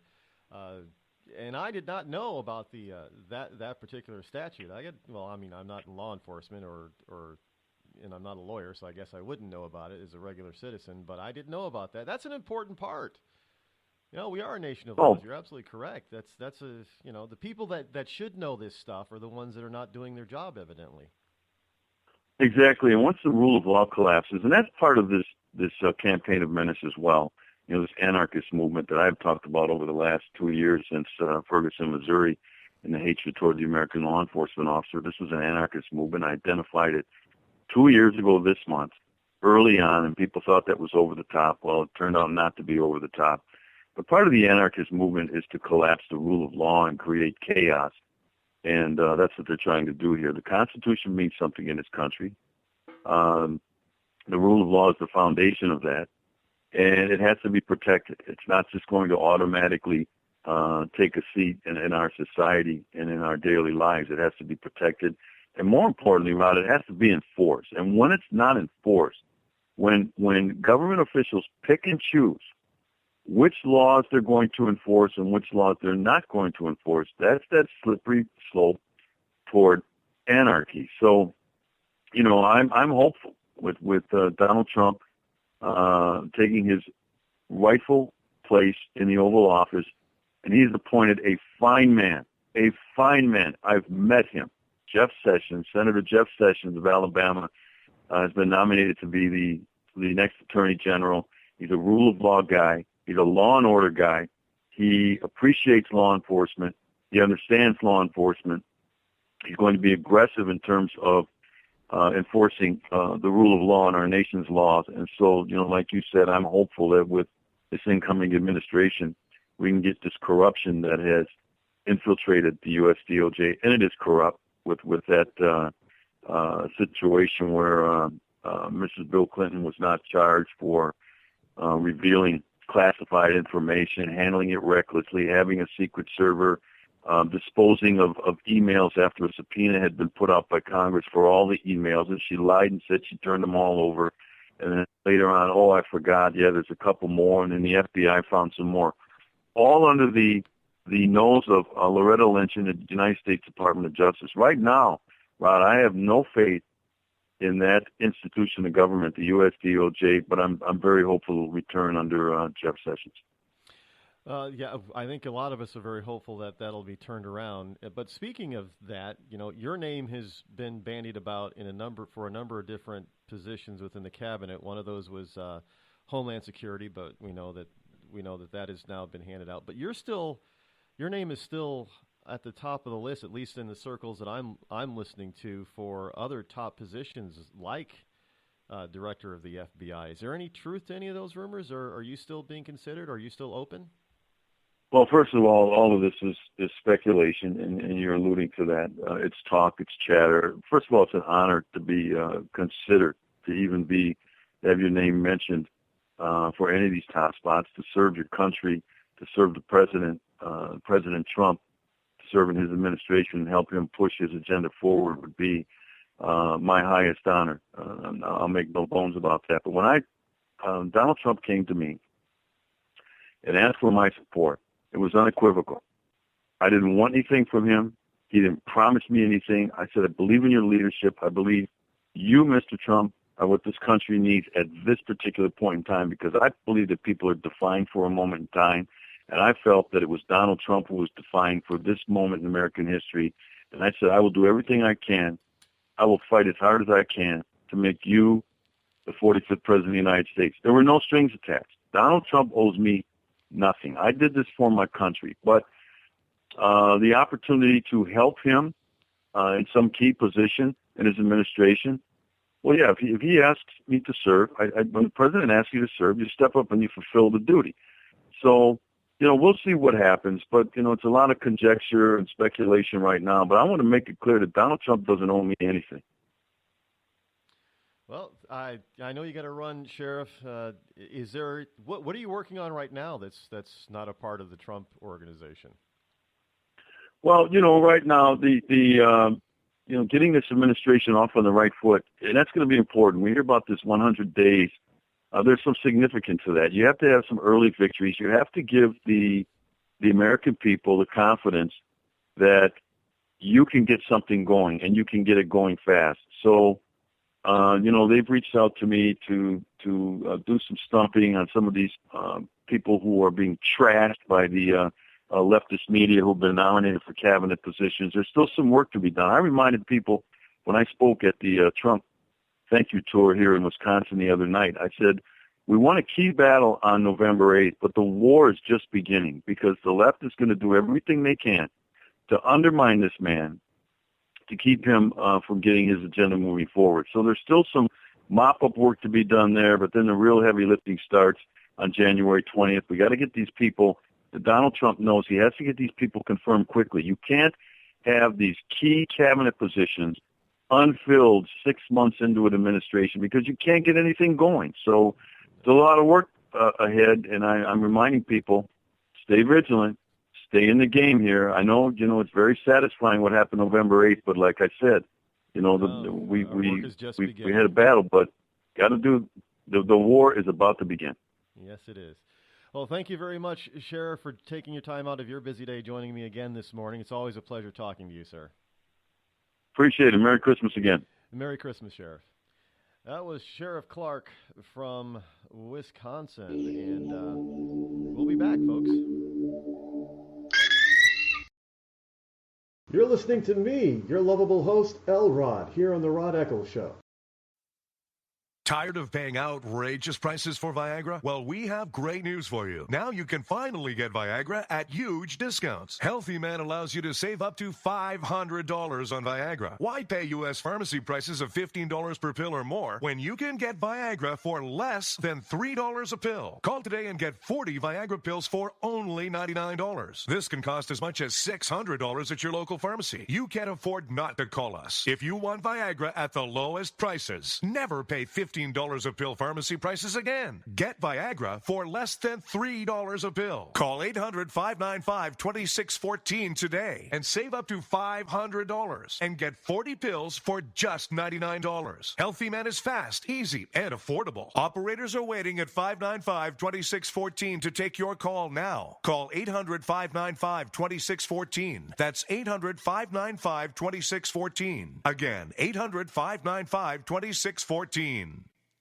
We've all heard of male enhancement, but now there's an expert on true male enhancement in the areas that really count. In Herb Ellis's book, Husband 2.0, Real Male Enhancement, you'll find answers to questions like, why doesn't she want to have sex? A quick start, quick results workout guide, plus what you can do as a side hustle to make money now. With all the great tips in this book, every man can benefit. Get the book, Husband 2.0, Real Male Enhancement, on Amazon.com. Once upon a time, old Scrooge sat down before the fire. Humbug. His glance happened to rest upon a bell. With great astonishment, this bell began to swing, as did every bell in the house. Without a pause, Marley's ghost came on through the heavy door and passed into the room before his eyes. Who are you? What do you want with me? I am here to warn you. You will be haunted by 3 spirits. I'd rather not. Expect the first tomorrow when the bell tolls one. Expect the second the next night at the same hour. And the third upon the next night. Couldn't I take them all at once and have it over with? To read A Christmas Carol and other books online, go to www.read.gov. Explore new worlds. Read. Yeah! Brought to you by the Library of Congress and the Ad Council.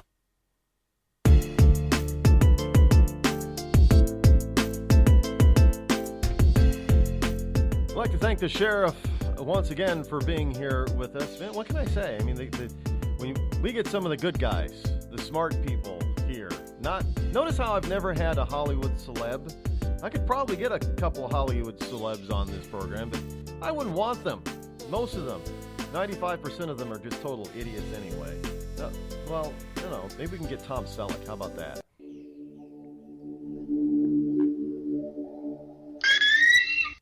The Red Cross responds to nearly 66,000 disasters every year, most of them house fires. Red Cross President and CEO Gail McGovern says you need to develop an evacuation plan and practice it, especially with your children. It takes just 2 minutes for a home to be engulfed in flames. Practice those drills. We all think our kids know what to do. They don't. We need to teach them. We have started a large campaign where we're going into vulnerable communities and helping install smoke alarms. Already 92 lives were saved, and 4 of those lives were saved by a 5-year-old girl who remembered what we taught them during these fire drills, and she got her family out. We also have a slew of free apps that people can download onto their smartphones. It's what to do in every kind of disaster you can imagine, how to prepare and how to recover. To help support all the Red Cross does and to make a financial donation, go to redcross.org. That's redcross.org.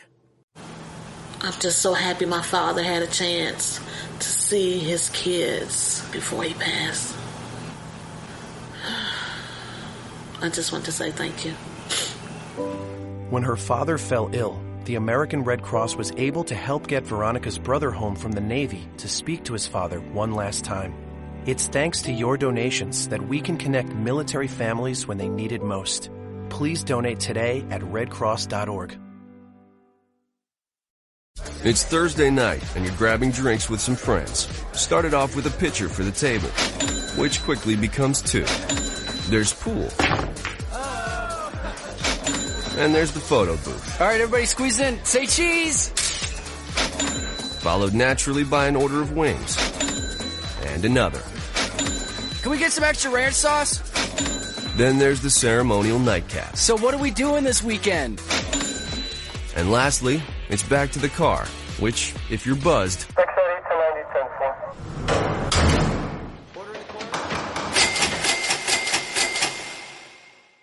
could be the most expensive night of your life. Getting pulled over for buzz driving could cost you around $10,000 in fines, legal fees, and increased insurance rates. Nothing kills a buzz like getting pulled over for buzz driving, because buzz driving is drunk driving. Brought to you by the National Highway Traffic Safety Administration and the Ad Council. Every day, the men and women of the United States Marine Corps demonstrate their commitment to defend the American way of life. Since 1775, we have served our nation as a force in readiness. From combat operations to humanitarian assistance in every corner of the world. No matter where the mission takes us today, or wherever our country needs us tomorrow, we always remember the land we call home. As Marines, we take a stand for each other, for our nation, for us all. The few, the proud, the Marines.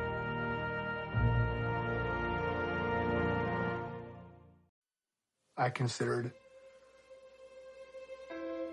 suicide so I wouldn't put my family through all the pain. Many of our warriors are returning home from the battlefield, only to face a new war as they struggle with devastating injuries. At Wounded Warrior Project, we understand. We're there to help. Even though you think you're broken, you're not. It's the physical and the emotional healing that Wounded Warrior Project provides. With a gift of just $19 a month, you can join Wounded Warrior Project. You'll help provide critically needed programs and services that rebuild lives. Beautiful. There you go, buddy. The ongoing needs of our wounded and their families will continue for many years to come. Now is the time to show your support. Call now or go online with your gift of just $19 a month, and we'll send you this Wounded Warrior Project blanket. It made me feel that there's people out there that care about us. After this event, we can finally maybe start to heal as a family and move forward.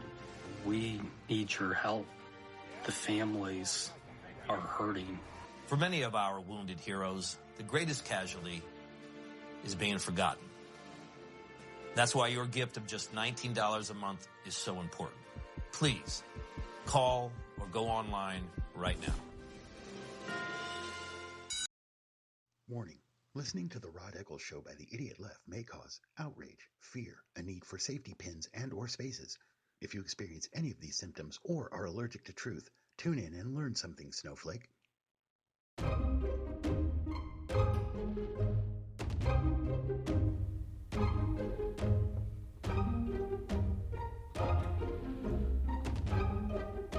(603-835-3226). Welcome back.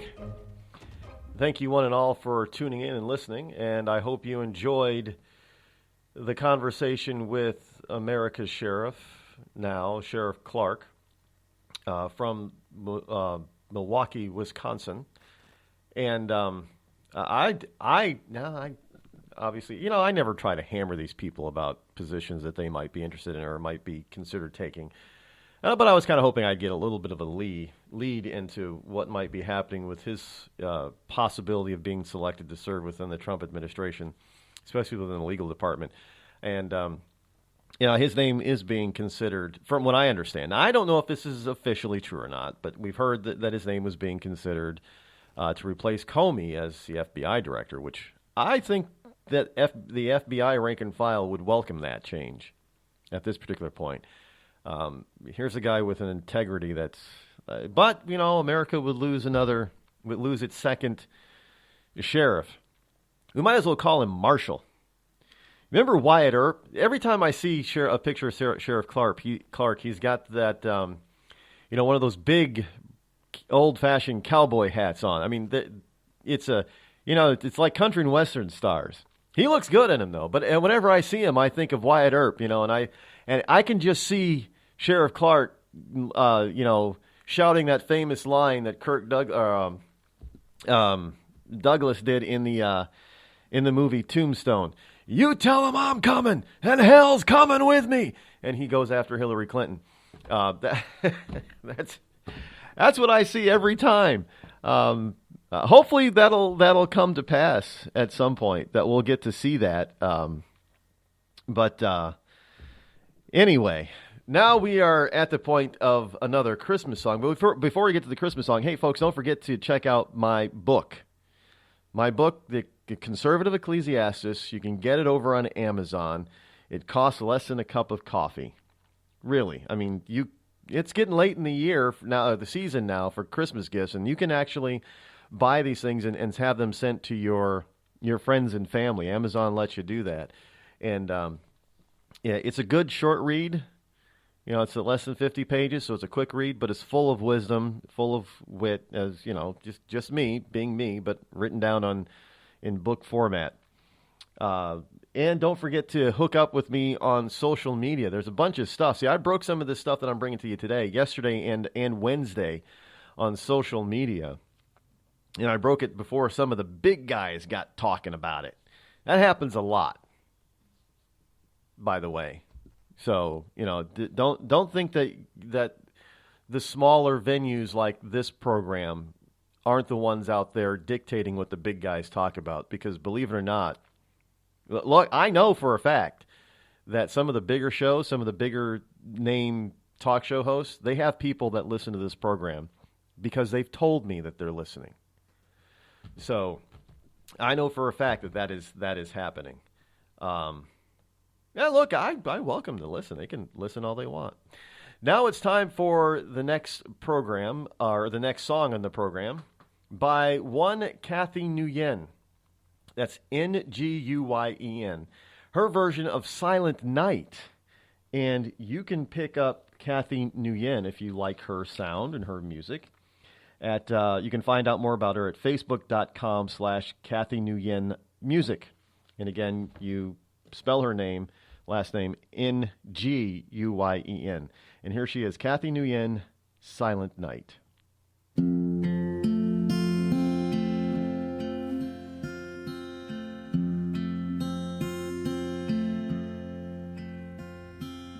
Silent night, holy night, all is calm, all is bright, round yon virgin mother and child.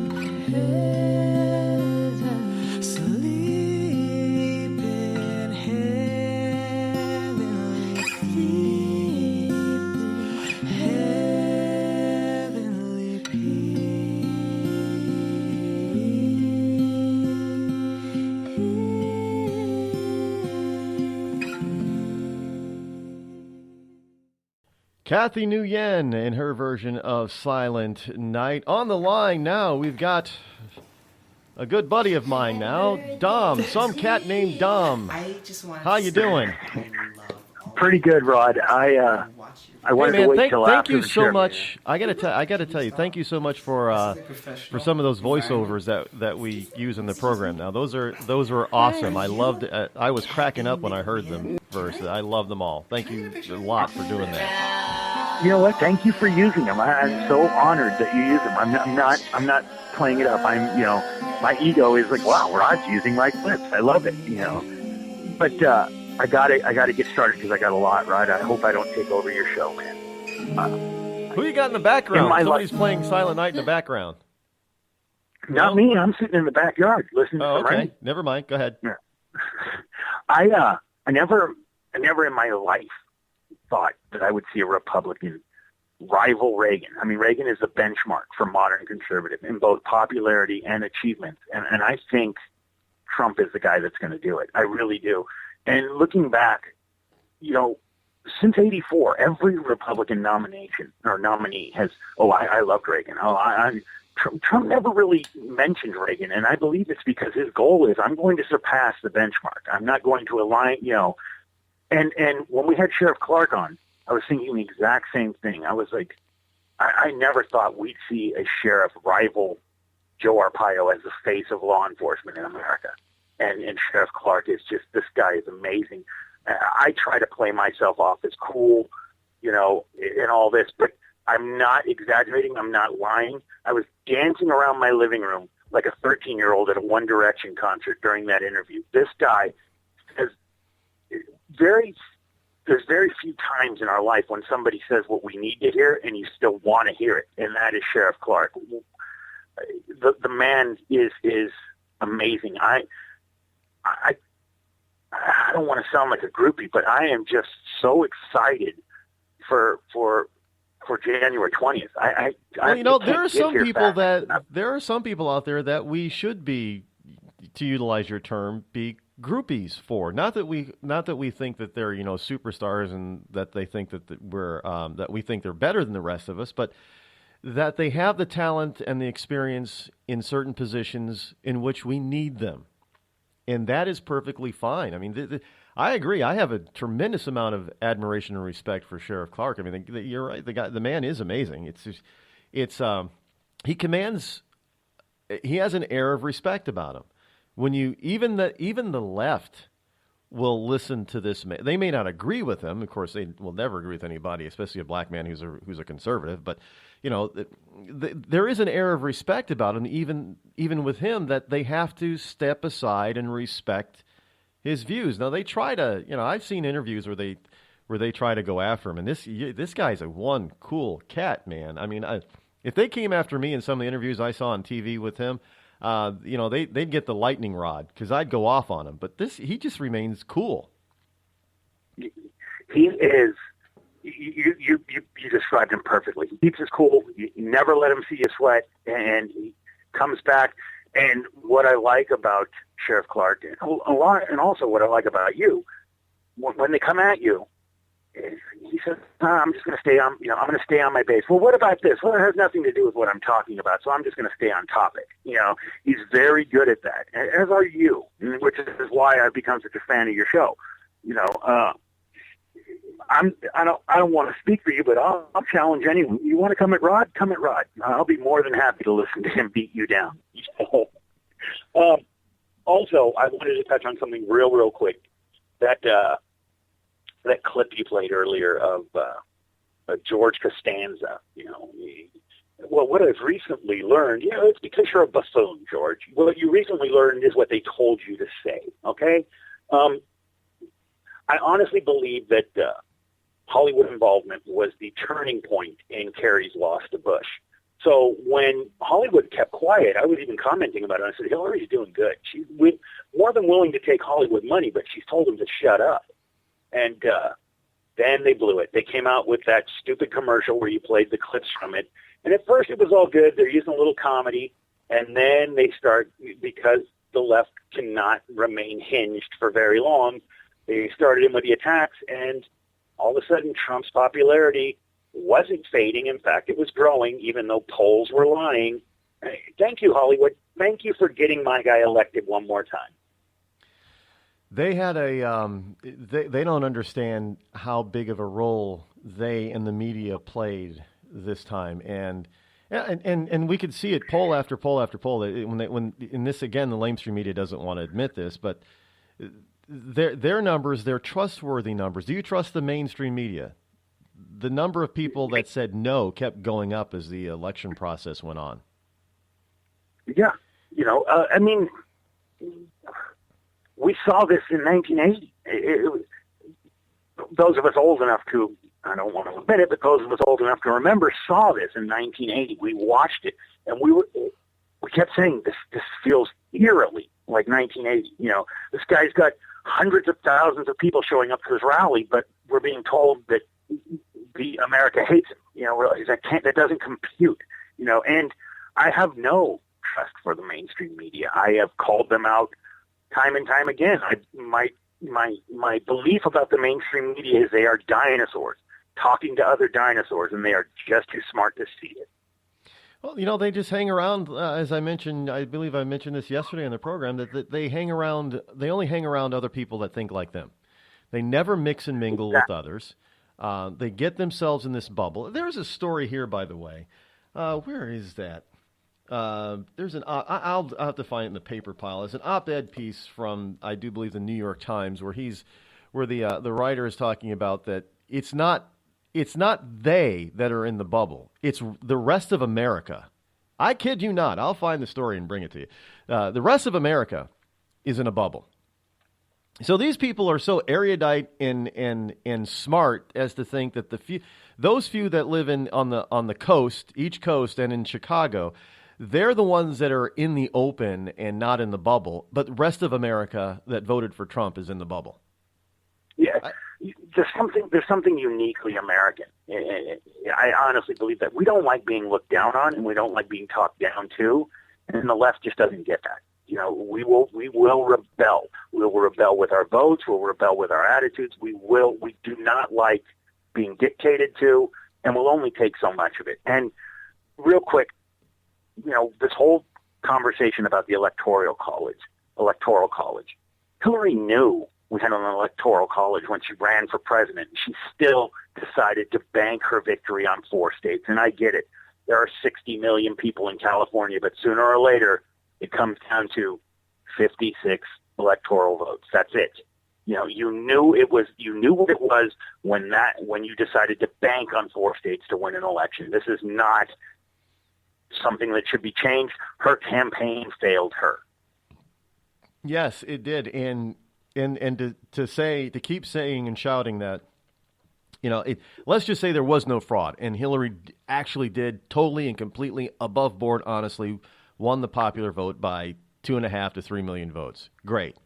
The problem is where the majority of those votes come from, which is, again, if they're going to start quoting Hamilton, the reason why Hamilton and some of the other founding fathers wanted an electoral college so one freaking state couldn't dictate to the other 49.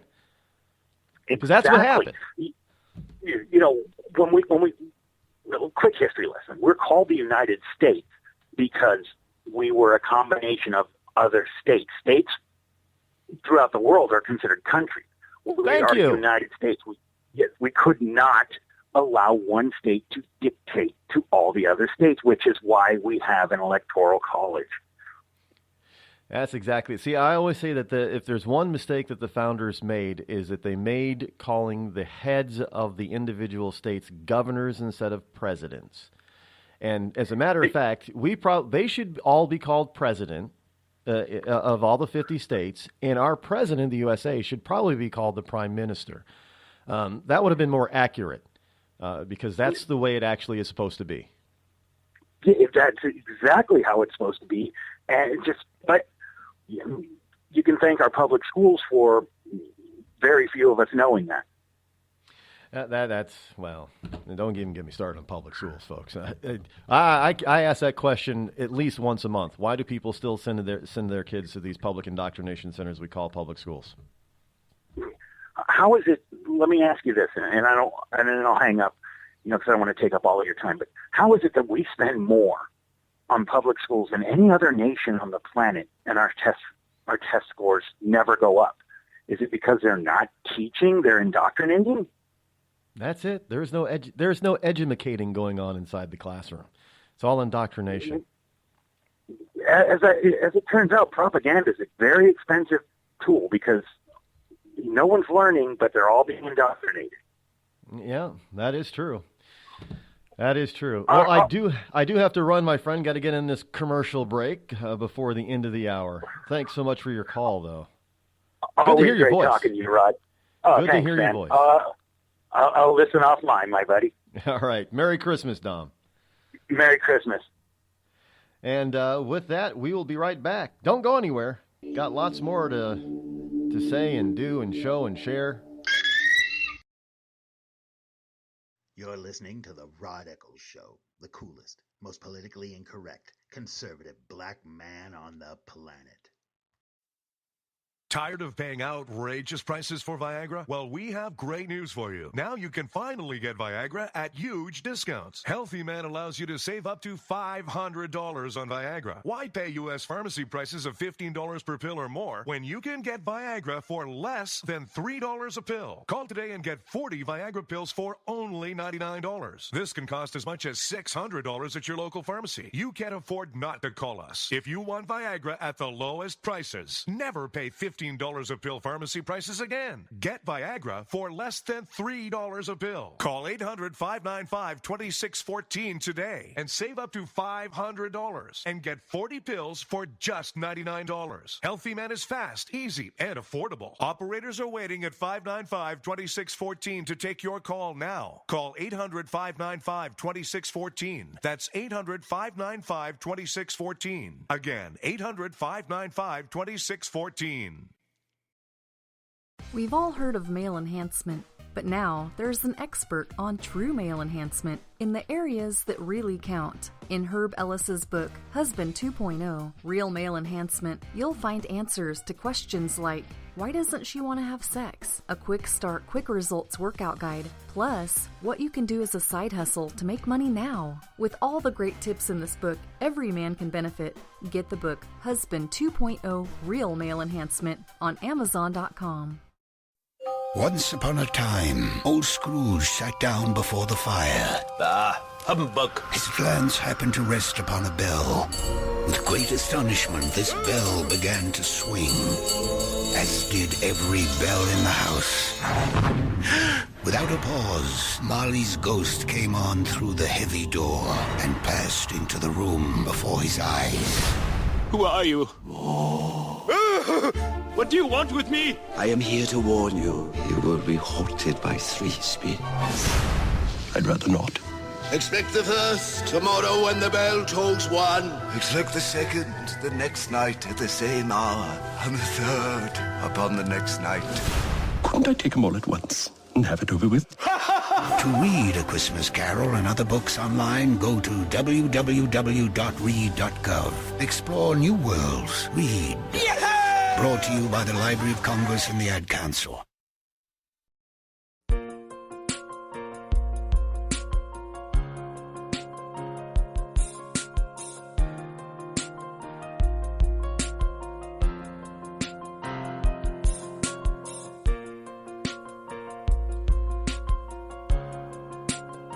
I was just informed that I made a faux pas when I mentioned the movie actor from Tombstone. I think I said Douglas, and I meant Kurt Russell. I know. I apologize, folks. I know it wasn't Kurt Russell because Kurt Russell just turned 100 years old. So, and that movie's not that old. And I always do that. Or Kurt Douglas is almost 100 years old now. See, I get them all. I always get their names backwards for some stupid reason. I don't know. Maybe because I don't really call me cruel and mean, insensitive. I don't really care enough to get their names right, I guess. I don't know. And that's pretty bad because both of them are accomplished actors in their own right. And they both have appeared and starred in movies that I liked. And I probably should pay more attention to getting them separated because they're two different people. They're not even related to each other. So I should probably make sure that I get Kurt Russell and Kurt Douglas accurate from now on.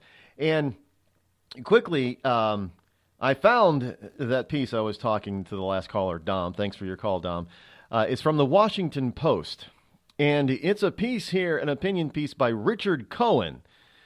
And he says that real America is its own bubble. Now, that's the title and the headline. Real America is its own bubble. Now, he goes on to say that there are some things that you ought to know, talking to about Bernard Gibson. He says, I served in the Army. I worked at blue-collar jobs. I washed dishes and bussed tables, and I went to college at night and worked during the day for an insurance company. As a legendary Cohen of Claims says, my father was raised in an orphanage, and my mother was an immigrant from Poland, whose first childhood memory was of hunger. Somehow, despite all that, I am called a member of the elite. If so, I damned well earned it.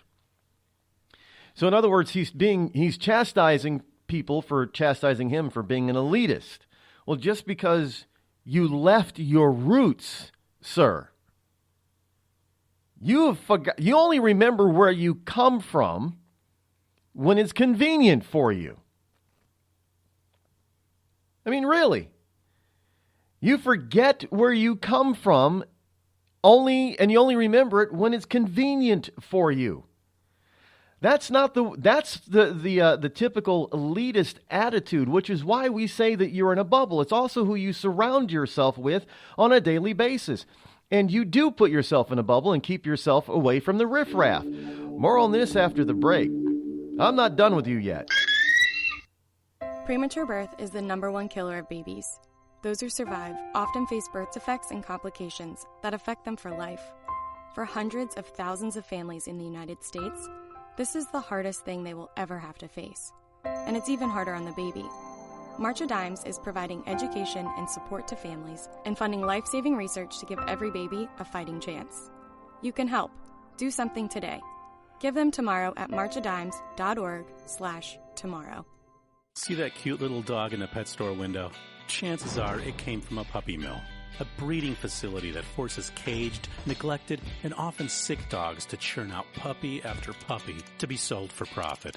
Meanwhile, millions of wonderful, healthy pets end up in animal shelters. This leads to the killing of more than 9,000 by the end of today. But with one simple choice, you can help. Just by deciding to adopt instead of purchase your next pet. Animal shelters are full of amazing pets looking for a home. When you adopt your new best friend, not only are you saving a life, you're taking a stand against puppy mills. When your friends see the smart choice and impact you've made, they adopt their next pet and share with 5 of their friends, who share with 5 more. Before long, thousands get involved. Pet stores stop selling dogs from puppy mills, and even more lives are saved. And with your help, we can save them all. Visit bestfriends.org/puppymills to learn more. It's Thursday night, and you're grabbing drinks with some friends. Started off with a pitcher for the table, which quickly becomes 2. There's pool. And there's the photo booth. All right, everybody squeeze in. Say cheese! Followed naturally by an order of wings. And another. Can we get some extra ranch sauce? Then there's the ceremonial nightcap. So what are we doing this weekend? And lastly, it's back to the car, which, if you're buzzed,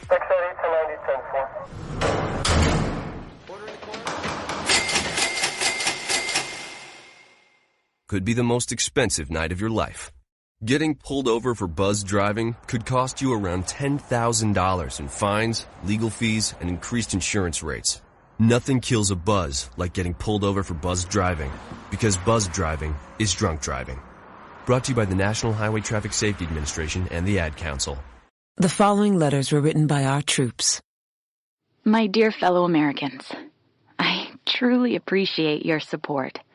I was starting to wonder if people had forgotten about us over here, but then one of my buddies showed me this website, and now as tears are streaming down my face, I can see for sure that you haven't. Private Emily B., U.S. Army.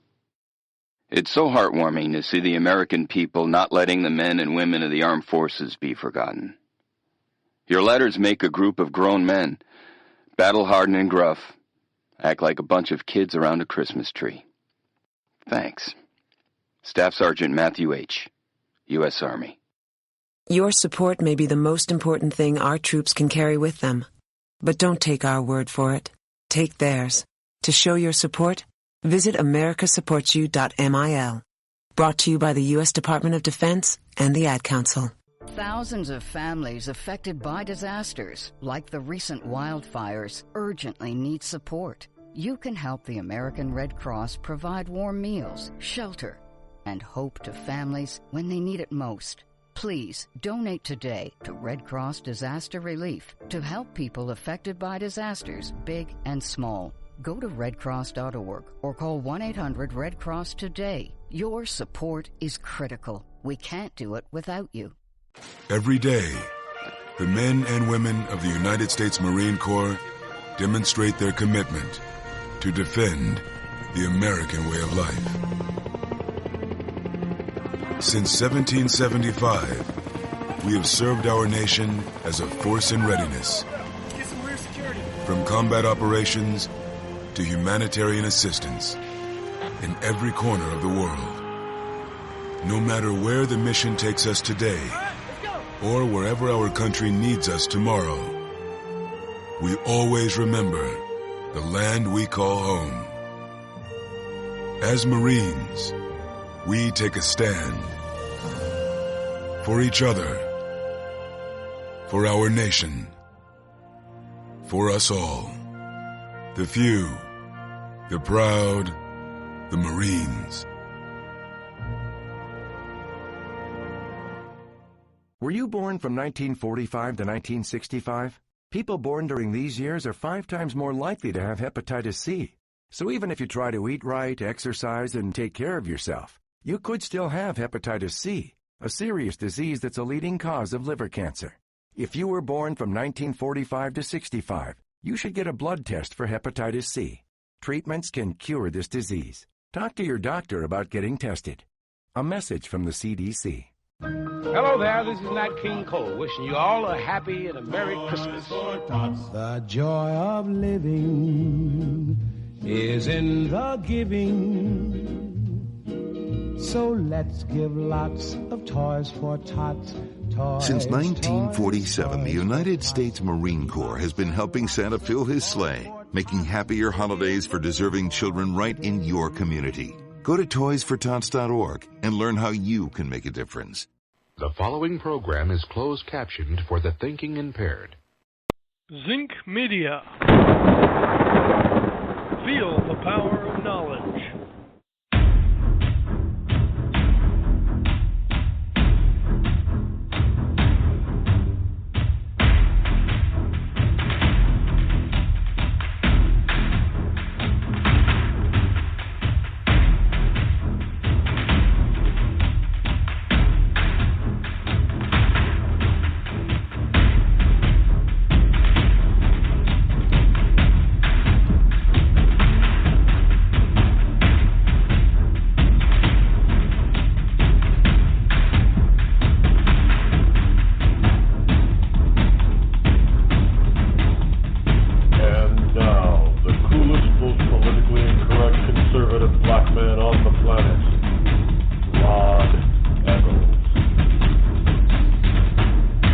Welcome back.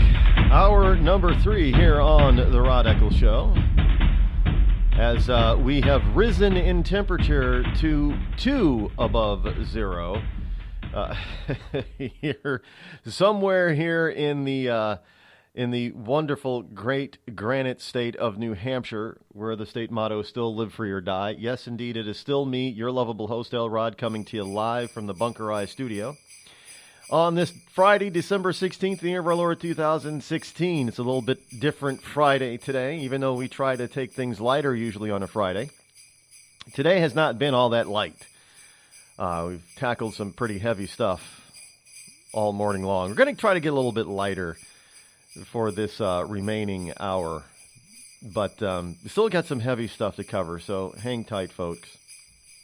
But we'll get into some more wonderful Christmas-leaning stuff. Don't forget to be here next week because we've got a couple of big things happening. One, we've got a huge announcement coming up next week that involves yours truly in this program. As well as I do believe that the Rev Rod will be making an appearance to deliver his Christmas sermon, his conservative Christmas sermon. He's going to take us to conservative church again, or as he says, conservative church. You're gonna want to be here for that, and let all your friends and family know that they should be tuning in next week as well. And don't forget, this is the last Friday episode of the Rod Eccles Show for this year. I know there are some liberals out there that are listening that just probably almost wet themselves because they thought that was going to be it. But no, just for this year. The last show of the year period will be Thursday, Wednesday or Thursday, the 22nd, next week. And then we'll be back strong and heavy. I do believe it's Monday, January 2nd. Right back here. So just a short week and a half break, and not even a week and a half. Week and a half break, we'll call it. And then for Christmas, and then we'll be right back. And to all of my Jewish friends who do practice the Jewish faith, it's Happy Hanukkah. And to all the Christians out there who actually understand what Hanukkah is all about and practice or enjoy and celebrate Hanukkah as well, Happy Hanukkah to you, and Merry Christmas to everyone, actually. By the way, the number is 603-835-3226, should you wish to call the remaining time here on this program. And I know some people are saying, no, we just want to hear what you have to say. I appreciate that, but you can call in. I do like it when we get callers. I'm not anti. Some shows are actually, even though they have callers, they don't like callers. You can just hear it when they talk to them. I happen to like people who call in. But getting back to this point from the Washington Post op-ed piece from Richard Cohen. And he starts off the column by saying, this is a column for Bernard Gibson, a good man from the state of Indiana. Late last month, NPR went out to Vigo County there, Vigo County, to explain why it flipped from voting for Barack Obama in 12 to Donald Trump in 16. Now, Gibson was one of those interviewed, and here's what he said. These are real people here. These are not New York City, Chicago, Los Angeles. These are real people that live every day from hand to hand, just have to work to make a living and everything else. And Mr. Cohen took exception to that by saying that, he's sick and tired of being told that he's an elitist and that he lives in a bubble. Well, Mr. Cohen, I don't care where you come from. It's where you are that counts. And evidently, you have forgotten where you come from.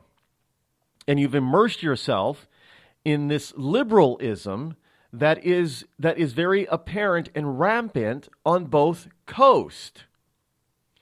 And yes, it's also very prevalent and prominent in Chicago. So when somebody says New York, Chicago, L.A., they got it right when they talk about the liberal elite, because this is where they congregate. They congregate on the East Coast and the West Coast and in Chicago. It's not just L.A. and New York. It's Boston, it's Seattle. And it doesn't really get to Miami simply because of... Now, this is the ironic part about Miami, by the way, in Florida. They've been trying to flip Florida to being a solid blue state for years now, and they have troubles doing that. And the main reason is because of the immigrants. And where are those immigrants coming from? Well, many of those immigrants are coming from, this is why Miami is so difficult to flip, they're coming from Cuba. Now, the left loves Fidel Castro. Well, the Cubans in Miami hate Fidel Castro. But I guess those Cubans that are in Miami, they're in a bubble. Because it's not you elitist limousine liberals on the coast and in Chicago. It's regular American people that Mr. Cohen says is in the bubble. Regular American people, you and me, we're in a bubble. Well, let me remind you that you don't have very many liberal globalist leaders left in the Western world. I know you got Justin Trudeau up there, up north in Canada, but ever since his little debacle with praising Castro, he's kind of been kind of quiet the past few weeks. And you got Angela Merkel over there that's left standing in Germany, but maybe not for long, who's all of a sudden taking a turn in talking about, maybe these immigrants here, these migrants as they call them, these refugees, maybe they shouldn't be allowed to wear these burqas. and maybe they should be forced to be more German. Yeah, all of a sudden now because, all these wonderful liberal globalists, pals of hers, have been dropping like flies in like Britain and France and Spain and Italy. And you've got the Italian government warning that there's going to be war in the streets here between these migrants and Italian citizens, poor Italian citizens. And these liberals are supposed to all be for the poor, but the poor are saying you're not being for us. You're trying to destroy us, and we're going to fight back. And you've got Sweden, wonderful Sweden, where we're supposed to be modeling. Part of our Obamacare system is partly modeled after the Canadian and the Swedish system. And in Sweden, they're talking about the government is telling their municipalities, prepare for war. And there's nobody that Russia doesn't want to attack Sweden. There's nobody from the outside that's going to attack Sweden. They're talking about internal war, not civil war, but internal war.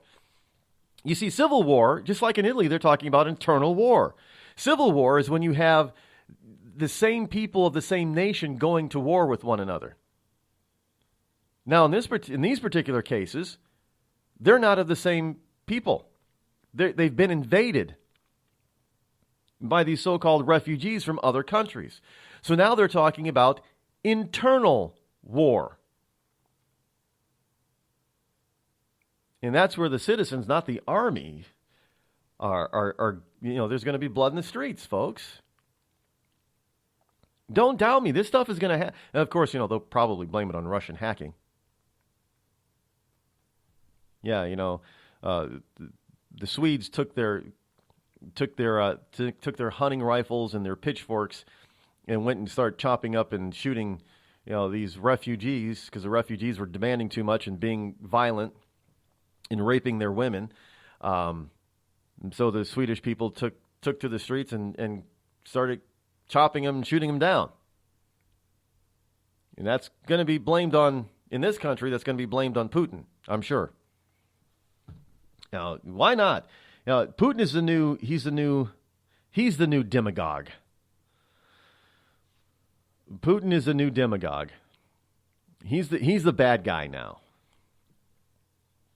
You can't, this whole, one of the things that I have been reminded of over and over again is, I thought that Putin was a bad guy to begin with. Remember? Obama knew about the supposed hacking. Obviously, everybody knew about the hacking that went on well before Election Day, but Obama did nothing about it. Why did he stand by and do nothing about it? Well, he did nothing about it because he, like so many of the other liberals, believed their own bullshit that Hillary was destined to win. There was no need to get involved in that.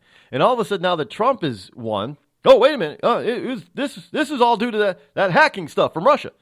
And you've got people coming out of the woodwork saying, no, they had nothing to do with it. And all of a sudden you get these news stories that they still pass around to one another. All 17 U.S. intelligence agencies confirm and say that it was Russia. And then you listen to some of those intelligence agencies individually, and they're like, no, we didn't say that. We don't agree with the CIA report. There's no evidence that Putin was involved, that the Russians were involved. There's no fingerprints. We have no evidence of their FBI said it. Military intelligence says that. Yeah, military has it's not the CIA. They have their own intelligence.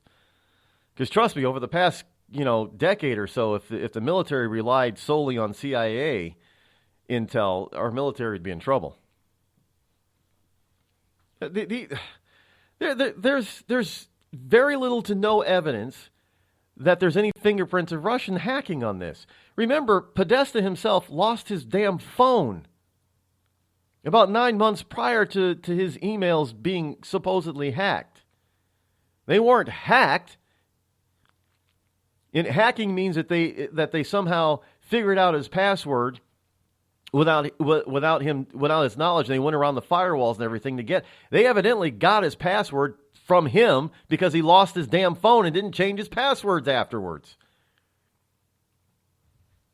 So whoever got a hold of his phone probably said, hey, look, I got some passwords here to Podesta's stuff. Let's go see what's in his emails. Let's go see what's in his other stuff. See what documents he's got. This is how loose these people were. They didn't give a damn. They didn't care.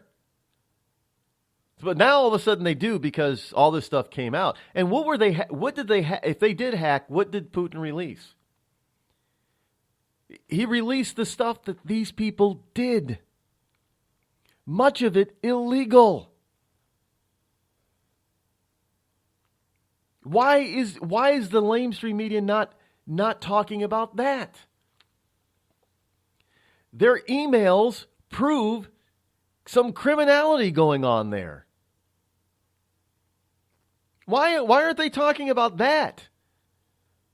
You know, if these were Republicans that did this stuff and these emails were revealed that they did this stuff, they'd be calling out for lynch mobs. Hey, lynch, get out there and get your mob and get these people. Put them in jail, perp walk them. But it's about Democrats and about some of their favorite Democrats like Hillary. I don't know why Hillary's still one of their favorites, but she is. And this is stuff that many Americans suspected in the first place. You know, some Americans, they ignored it and didn't care about it. And they said, it's a big deal. You know, she's a Democrat, so who cares? You know, literally, that's what some people voted for Hillary simply because she was a Democrat. They didn't care about all the other stuff because she was a Democrat. Because she wasn't that mean, evil Republican. You know, that racist, bigoted, womanizing Trump, of which none of that has ever been proven. It's all been disproven time and time again, but they still say it. I mean, you heard the stupid stars talk about him being a demagogue and a bigot and a racist and all. Give me a freaking break. Everybody who works with or works for Trump says that none of that is true. They have not found it to be true. Even the most minorities that have worked with or for Trump say, no, we never found him to be racist. All the women that have worked for him, you know, most of them also say the same. No, he was very respectful of women. He wasn't a womanizer or anti-woman at all. Sure, maybe he said a few things that he probably shouldn't have, that a lot of people may find a little bit creepy, but then that's what rich people do because they live in a different world. And they say things that the rest of us are not used to hearing. You know, I find it interesting that all these wonderful liberals, they go back to the fact that, you know, Donald Trump said sort of, you know, kind of creepy things about his daughter Ivanka. You know, if she wasn't my daughter, I'd want to date her. And not that he wanted incestual relations with his daughter, but he was trying to say how beautiful he thinks his daughter is. And yeah, he did it in a kind of I'll admit it was kind of a creepy way to say it, but that's the way he says things. But now you got this Pizzagate thing out there, and you have all of these people in the past. Well, who was the wonderful producer, Polanski? Remember him? He actually did stuff that was creepy and illegal. And yet the left, including Whoopi Goldberg, praised him to the highs, you know, how great Polanski was and is and all that kind of stuff. And we got this Pizzagate thing going on. And the left's like, well, why are we even bothering with this? There's no evidence of this. There's no evidence that Putin hacked the emails, but they want to investigate that to the nth degree. But we've got all these different allegations from different people from different parts of the country talking about how some of these people in Hollywood and in D.C. have this child porno ring going, and they don't care on the left. Oh, but Donald Trump says just one time that if his daughter wasn't his daughter, he'd date her. Oh, and they're having a fit. He's a pedophile, he's a creep, he's a womanizer. But you get somebody who's actually accused of and even convicted in absentia of being a pedophile. And no, you know, that happened 20 years ago or whatever it was. Whoopi Goldberg said that. You know, that's okay. But God forbid, you know, you're a Republican and you say something like that. That's a no-no.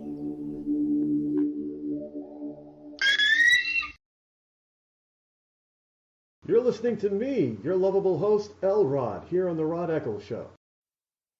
Tired of paying outrageous prices for Viagra? Well, we have great news for you. Now you can finally get Viagra at huge discounts. Healthy Man allows you to save up to $500 on Viagra. Why pay U.S. pharmacy prices of $15 per pill or more when you can get Viagra for less than $3 a pill? Call today and get 40 Viagra pills for only $99. This can cost as much as $600 at your local pharmacy. You can't afford not to call us. If you want Viagra at the lowest prices, never pay $15 a pill pharmacy prices again. Get Viagra for less than $3 a pill. Call 800-595-2614 today and save up to $500 and get 40 pills for just $99. Healthy Man is fast, easy, and affordable. Operators are waiting at 595-2614 to take your call now. Call 800-595-2614. That's 800-595-2614. Again, 800-595-2614.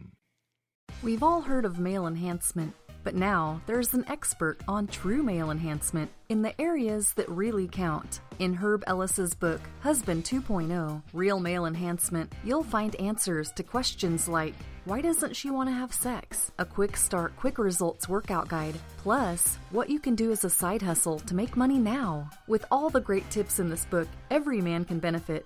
Get the book, Husband 2.0, Real Male Enhancement, on Amazon.com. Once upon a time, old Scrooge sat down before the fire. Humbug. His glance happened to rest upon a bell. With great astonishment, this bell began to swing, as did every bell in the house. Without a pause, Marley's ghost came on through the heavy door and passed into the room before his eyes. Who are you? What do you want with me? I am here to warn you. You will be haunted by three spirits. I'd rather not. Expect the first tomorrow when the bell tolls one. Expect the second the next night at the same hour. And the third upon the next night. Couldn't I take them all at once and have it over with? To read A Christmas Carol and other books online, go to www.read.gov.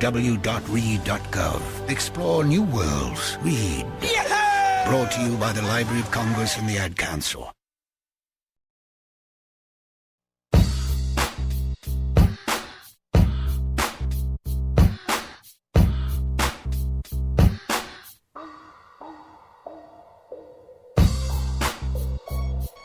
You know, they can, on the left, they can go ahead and diddle and fondle and misogynize and rape and pillage all they want on the left, but you know, if there's even a hint of it on the right, well, then they're going to stand up and say, "Oh, well, dude, look at that. They are, they're creepers.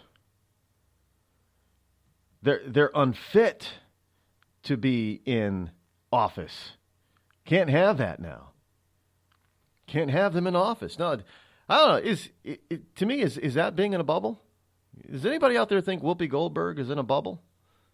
I think Whoopi Goldberg is in a big old bubble, along with Joy Behar and half the crew on the View. And by the way, did anybody hear last week? What's her name? Everybody knows her as Cindy Brady. The actress that played Cindy Brady got fired from her radio gig because evidently she went on a tirade against homosexuals on her radio program. You can't have that. And I know of another person here in the New England region that had a talk show, early morning drive time talk show, very popular. And he said something that was basically construed as being anti-trans, transsexual, tranny. And 2 days later, he was gone. Off the air. Middle of the week, off the air. Hey, where'd he go? Now, I don't know for sure if that's the reason why he was taken off the air, but pretty well, it wasn't even 2 days. It was a day after he was gone. And because I remember he was pretty ranting pretty much about this whole tranny bathroom thing and Target and that kind of stuff. And, day after that, he's kind of gone. So I can believe that Cindy Brady got canned because of her tirade. Happens, but you know what? Not going to happen here. Why? Because I'm my own boss here at this program. So I own the program. So I'm not going to fire myself for anything I say. Just so you know, I've got 100% employment security here. I am not going to fire myself because of anything that I say. I promise you that. How's that for being confident? But well, you gotta have a little bit of fun, right, folks? Got to have a little bit of humor. You got to be able to laugh at yourself. That's the problem with many liberals. They can't laugh at themselves. They have no sense of humor. They're just angry all the time. They're mean-spirited. They're depressed and they're angry. Well, maybe if they went out there and found a real job and actually did some stuff that contributed to society, they wouldn't be so down and they wouldn't be so angry. They could put a little joy in their heart. Tell a liberal, a snowflake, Merry Christmas. Oh, maybe not.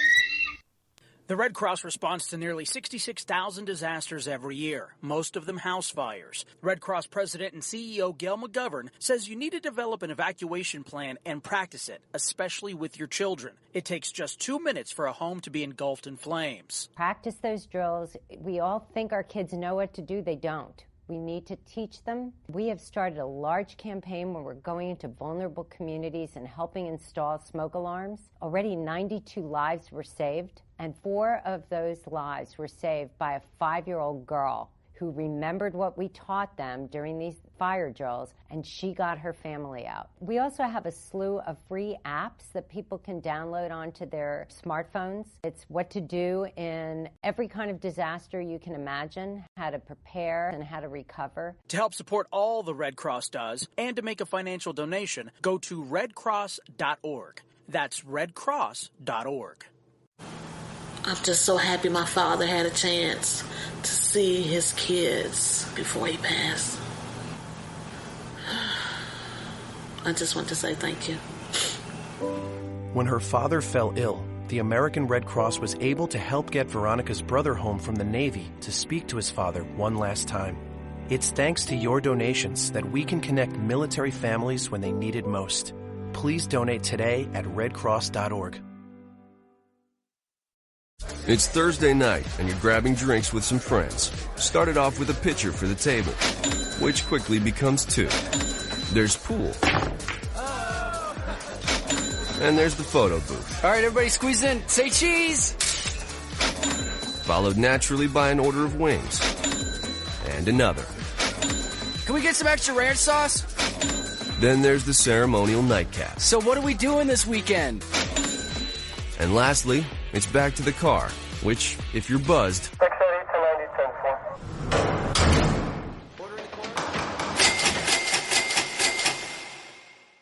could be the most expensive night of your life. Getting pulled over for buzz driving could cost you around $10,000 in fines, legal fees, and increased insurance rates. Nothing kills a buzz like getting pulled over for buzz driving, because buzz driving is drunk driving. Brought to you by the National Highway Traffic Safety Administration and the Ad Council. Every day, the men and women of the United States Marine Corps demonstrate their commitment to defend the American way of life. Since 1775, we have served our nation as a force in readiness. From combat operations to humanitarian assistance in every corner of the world.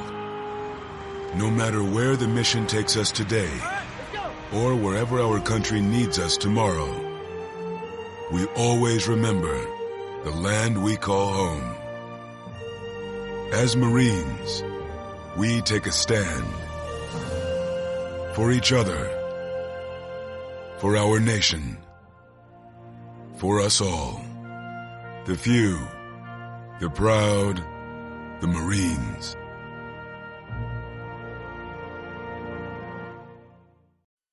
I considered suicide so I wouldn't put my family through all the pain. Many of our warriors are returning home from the battlefield, only to face a new war as they struggle with devastating injuries. At Wounded Warrior Project, we understand. We're there to help. Even though you think you're broken, you're not. It's the physical and the emotional healing that Wounded Warrior Project provides. With a gift of just $19 a month, you can join Wounded Warrior Project. You'll help provide critically needed programs and services that rebuild lives. Beautiful.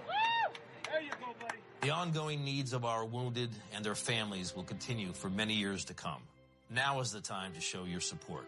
Call now or go online with your gift of just $19 a month, and we'll send you this Wounded Warrior Project blanket. It made me feel that there's people out there that care about us. After this event, we can finally maybe start to heal as a family and move forward. We need your help. The families are hurting. For many of our wounded heroes, the greatest casualty is being forgotten. That's why your gift of just $19 a month is so important. Please, call or go online right now. Warning. Listening to the Rod Eccles Show by the Idiot Left may cause outrage, fear, a need for safety pins and/or spaces. If you experience any of these symptoms or are allergic to truth, tune in and learn something, Snowflake.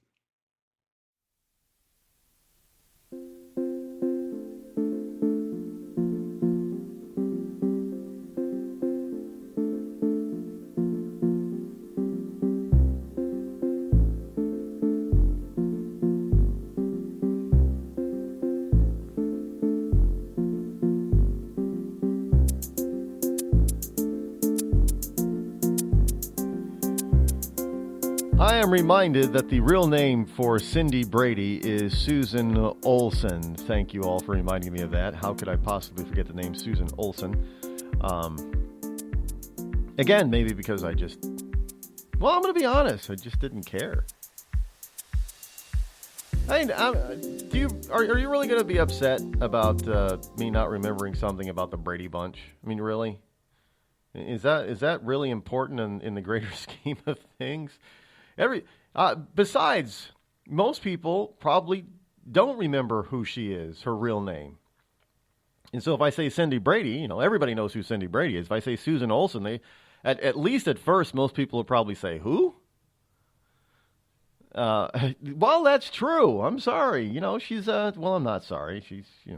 She's chosen to be I guess if you want to call her a has-been, she's chosen to be a lot of these child actors did choose to be has-beens. They chose to, for whatever reason, to get out of acting.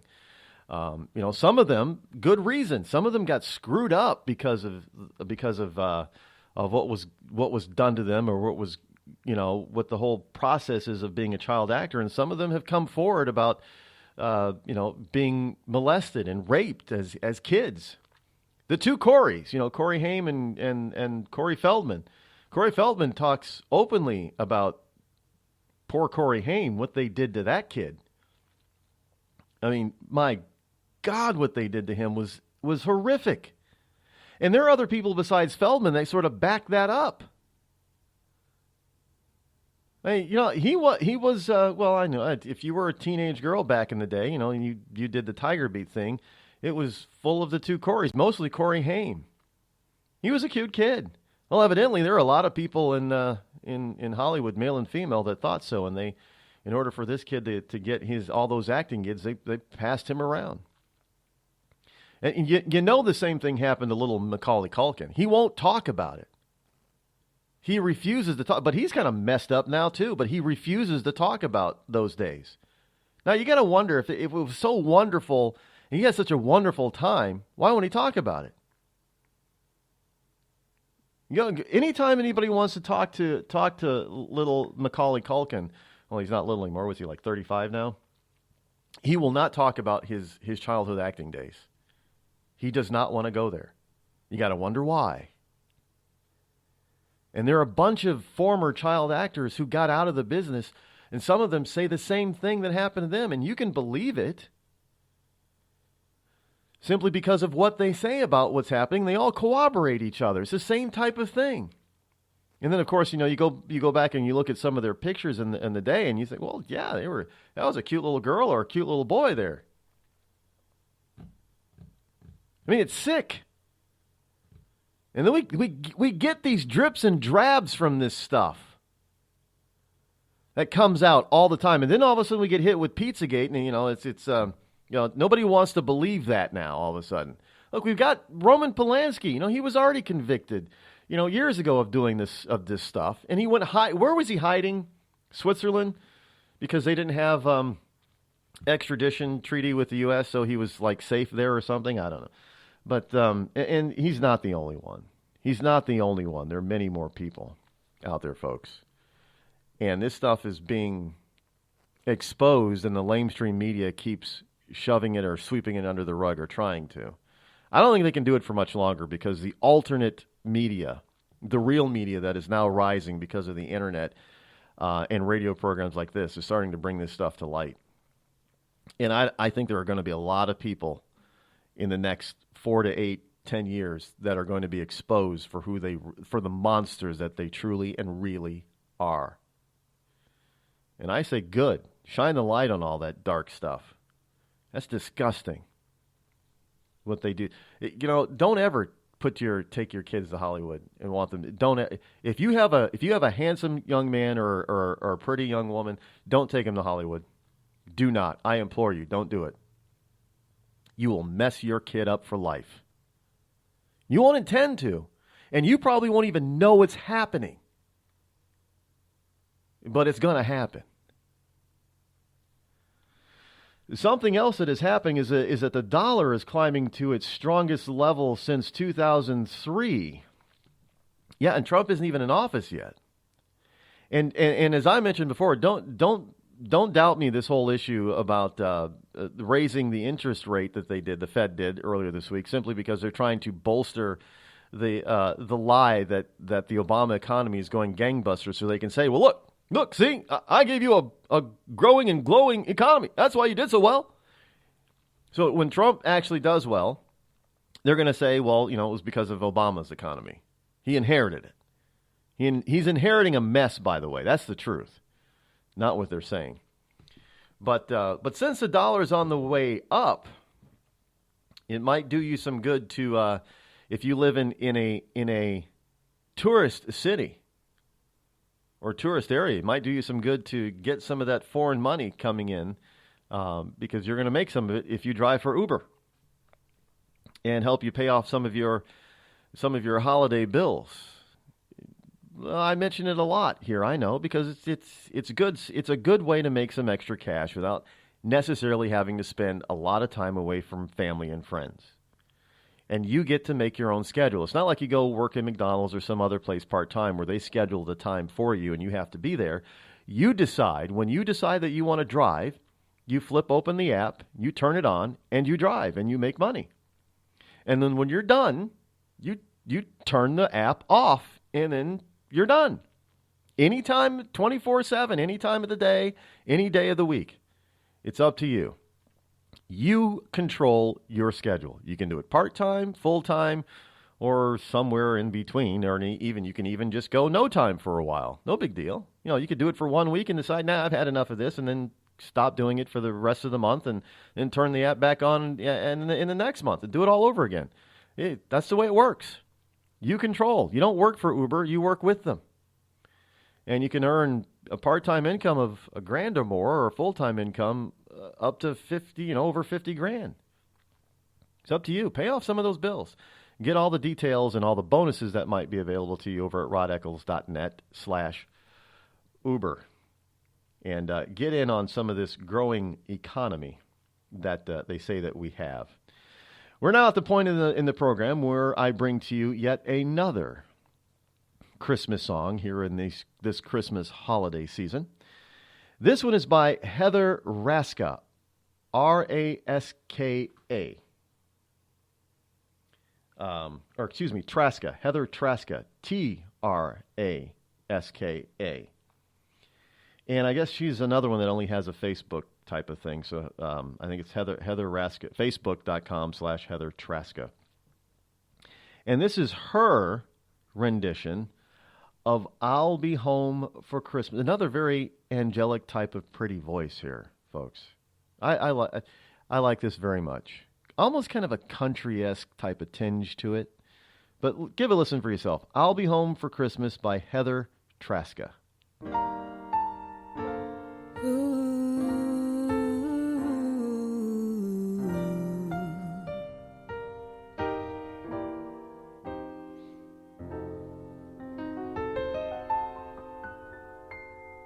I'm dreaming tonight of a place I love even more than I usually do.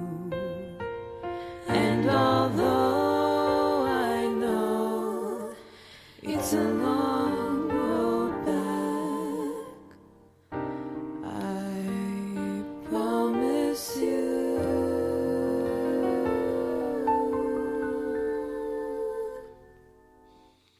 I'll be home for Christmas. You can count on me. Please have snow and mistletoe and presents by the tree. Christmas Eve will find me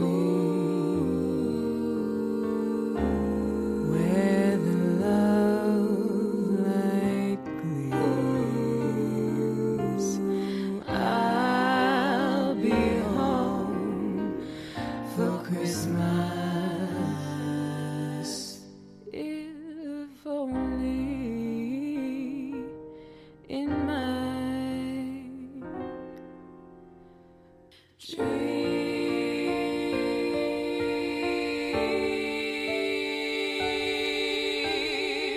I'll be home for Christmas. You can count on me. Count on me. Have snow and mistletoe and presents by the tree. Christmas Eve will find me where the love light gleams. I'll be home for Christmas, if only in my dreams.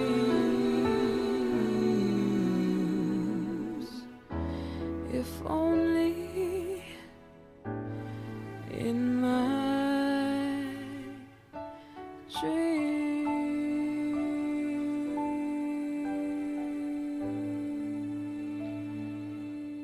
Heather Traska with her rendition of I'll Be Home for Christmas. A slight country. Now, when I say country, I know people are thinking modern country. No, I'm thinking more, now stay with me on this one. I'm thinking more Patsy Cline. I'm not a huge country fan. I don't like country music, but I know Patsy Cline. And Patsy Cline had a beautiful voice. And that's about the same era. Well, there's a little bit of the Andrews sisters in there, too, from the 30s and 40s. She's just got a throwback voice right there in style in that song. I liked it a lot. Heather Traska, I'll Be Home for Christmas. And, of course, we will have more wonderful Christmas songs next week, leading right up to the last show of the year. You know, I don't have a lot of time left, so I don't even know if I should even bother. You people know this, but I don't even know if I should even try to get into this electoral college crap. You know, we covered a little bit earlier, but there's some other stuff here. that you need to know about. So the Center for American Progress focuses on anti-Trump efforts, and this is from Politico, and looking to build itself into a nerve center for the anti-Donald Trump resistance. The Liberal Center for American Progress think tank is relaunching its advocacy-focused arm yesterday, and bringing on longtime senior aide to Senator Harry Reid to help lead the charge. Now, Adam Gentleson, Reid's deputy chief of staff, will work to steer the new war room at the Center for American Progress Action Fund, a 501c4 nonprofit, which its leaders hope will provide Democrats with a centralized resource to oppose the president-elect's move, starting with his cabinet nominations. So understand that these people are looking past the Electoral College, even though they're still trying to intimidate, illegally so now that we know that the statute that makes it doing so illegal from Sheriff Clark earlier this morning, that they're moving past that into putting together a war room that's going to be Elizabethan, coming from Elizabeth Warren, style of just opposing everything that he does just simply because he's Donald Trump and we're just going to oppose it. Starting with his cabinet nominations.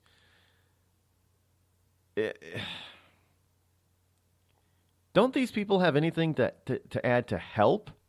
All they want to do is oppose. I don't hear any of them talking about, I don't hear Elizabeth Warren talking about, well, there are some ideas that I don't like from Donald Trump, and we're going to work with him to try to come to some agreement on these ideas. Oh, no. That's not what they're saying. They're saying, we're going to oppose him. We're going to fight him every step of the way on everything. That's what Elizabeth Warren said, by the way. And that's what most of the Democrats are thinking. Now, you got some of them that are saying, look, this is probably pretty stupid. We probably shouldn't do this. But they're going to do it anyway. That's the way that that's the way that they roll, folks. Of course, you heard all the celebrities begging electors. But here's from the New York Post. Electors are being harassed and threatened in bid to stop Trump. Again, we find that that's a punishable offense that could include a fine and or jail time. Up to a year by doing this. And yet nobody's stopping it. Nobody's looking into it. Nobody's saying, hey, look, this is elite. Of course not, because they're wonderful liberal elite. Now, you let this be flipped or reversed. You let Trump win the popular vote and Hillary Clinton win the Electoral College, and you get some of these Republicans out there trying to pressure Democratic electors that switch their votes, and I guarantee you that Loretta Lynch and the Obama administration will be coming heavy-handed on them. Coming down heavy-handed. The good hammer of justice will be coming down upon their head. What was the song? Bang, bang, Maxwell Silver's hammer came down upon his head. Yeah, I have no idea why I remembered that song and where that came from. Just the way my mind works, folks. It does. People say, I want to get inside your mind sometime. No, that's a scary place. It's scary for me sometimes, too. Because this stuff just comes out of nowhere. I have no idea. When I come up with some of this stuff, it can be scary.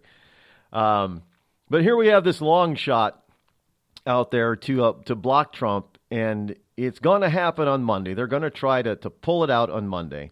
All we need is 37 Republican electors to not. We're not asking you to vote for Hillary. Just don't vote for Trump. Well, who do they think that the House of Representatives is going to elect?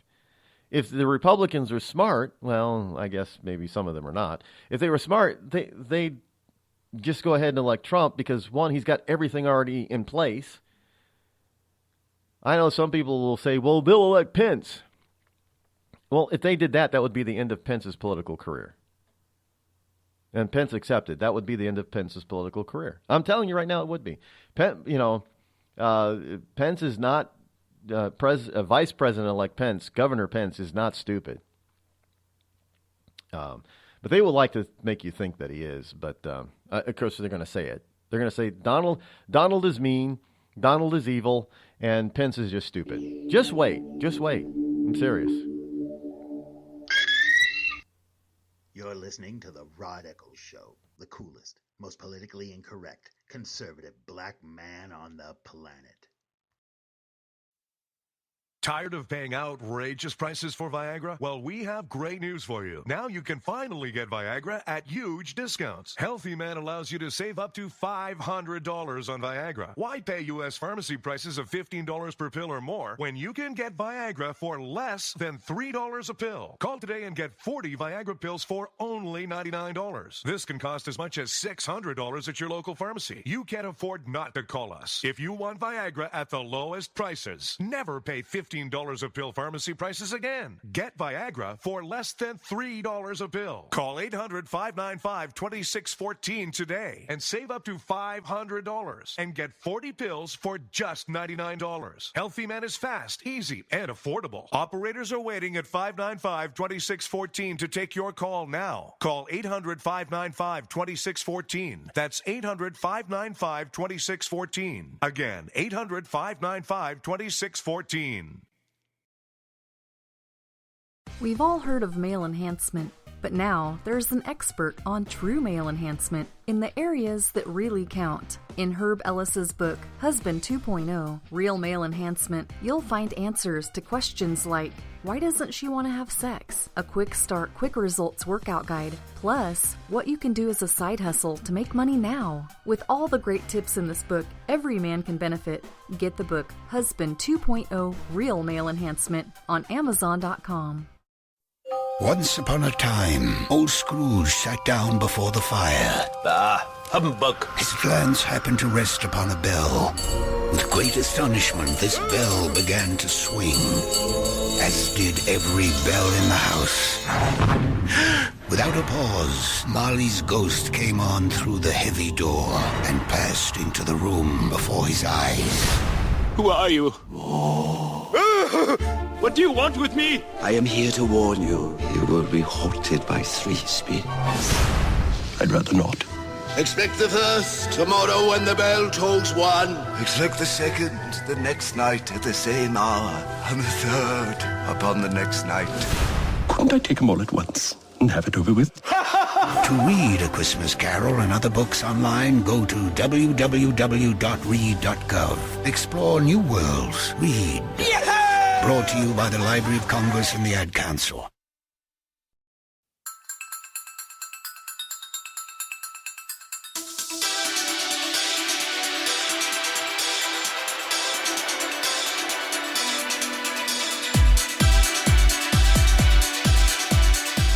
You know, we are quickly running out of precious broadcasting moments, minutes, and seconds.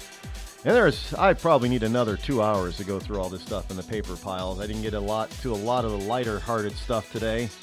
Unfortunately, we were preempted by all that serious stuff that we definitely had to discuss. But there is some important information out there you should probably know, that they're finding that there might be a link between vitamin D deficiency and autism. Vitamin D deficiency during pregnancy could be a major cause of autism, which means there are a lot of women out there who are supposedly drinking all this wonderful milk with vitamin D fortification, aren't getting enough vitamin D. I don't know how that's possible. But yeah, so if you're pregnant, make sure you're getting your sufficient intake of vitamin D, because that might be a major cause of autism. I don't know why. Just there. Elizabeth Warren wants legislation. She's trying to sponsor a bill that's demanding that Trump divest from all his business interests or be impeached. Does she even know what impeachment is? No, she doesn't. Fakeahonest does not know what impeachment really is. And your Fitbit could detect illness just by wearing it before symptoms appear. Because Fitbit really tests your, is known for being on your wrist and blood pressure and pulse and that kind of thing. And I guess there are a lot of things that it can detect and tell beforehand. And finally, this morning, Democrats might be open to, there are some Democrats who are open to replacing Obamacare. Not necessarily just getting rid of it, but replacing it, because they say, yeah, it's not really working the way we originally thought it would. Well, yeah, it is. The way it's working the way Obama originally thought it would. But the rest of the people in probably think that maybe that it's not working the way they thought. You think? Maybe it's... And Russia, one more bit.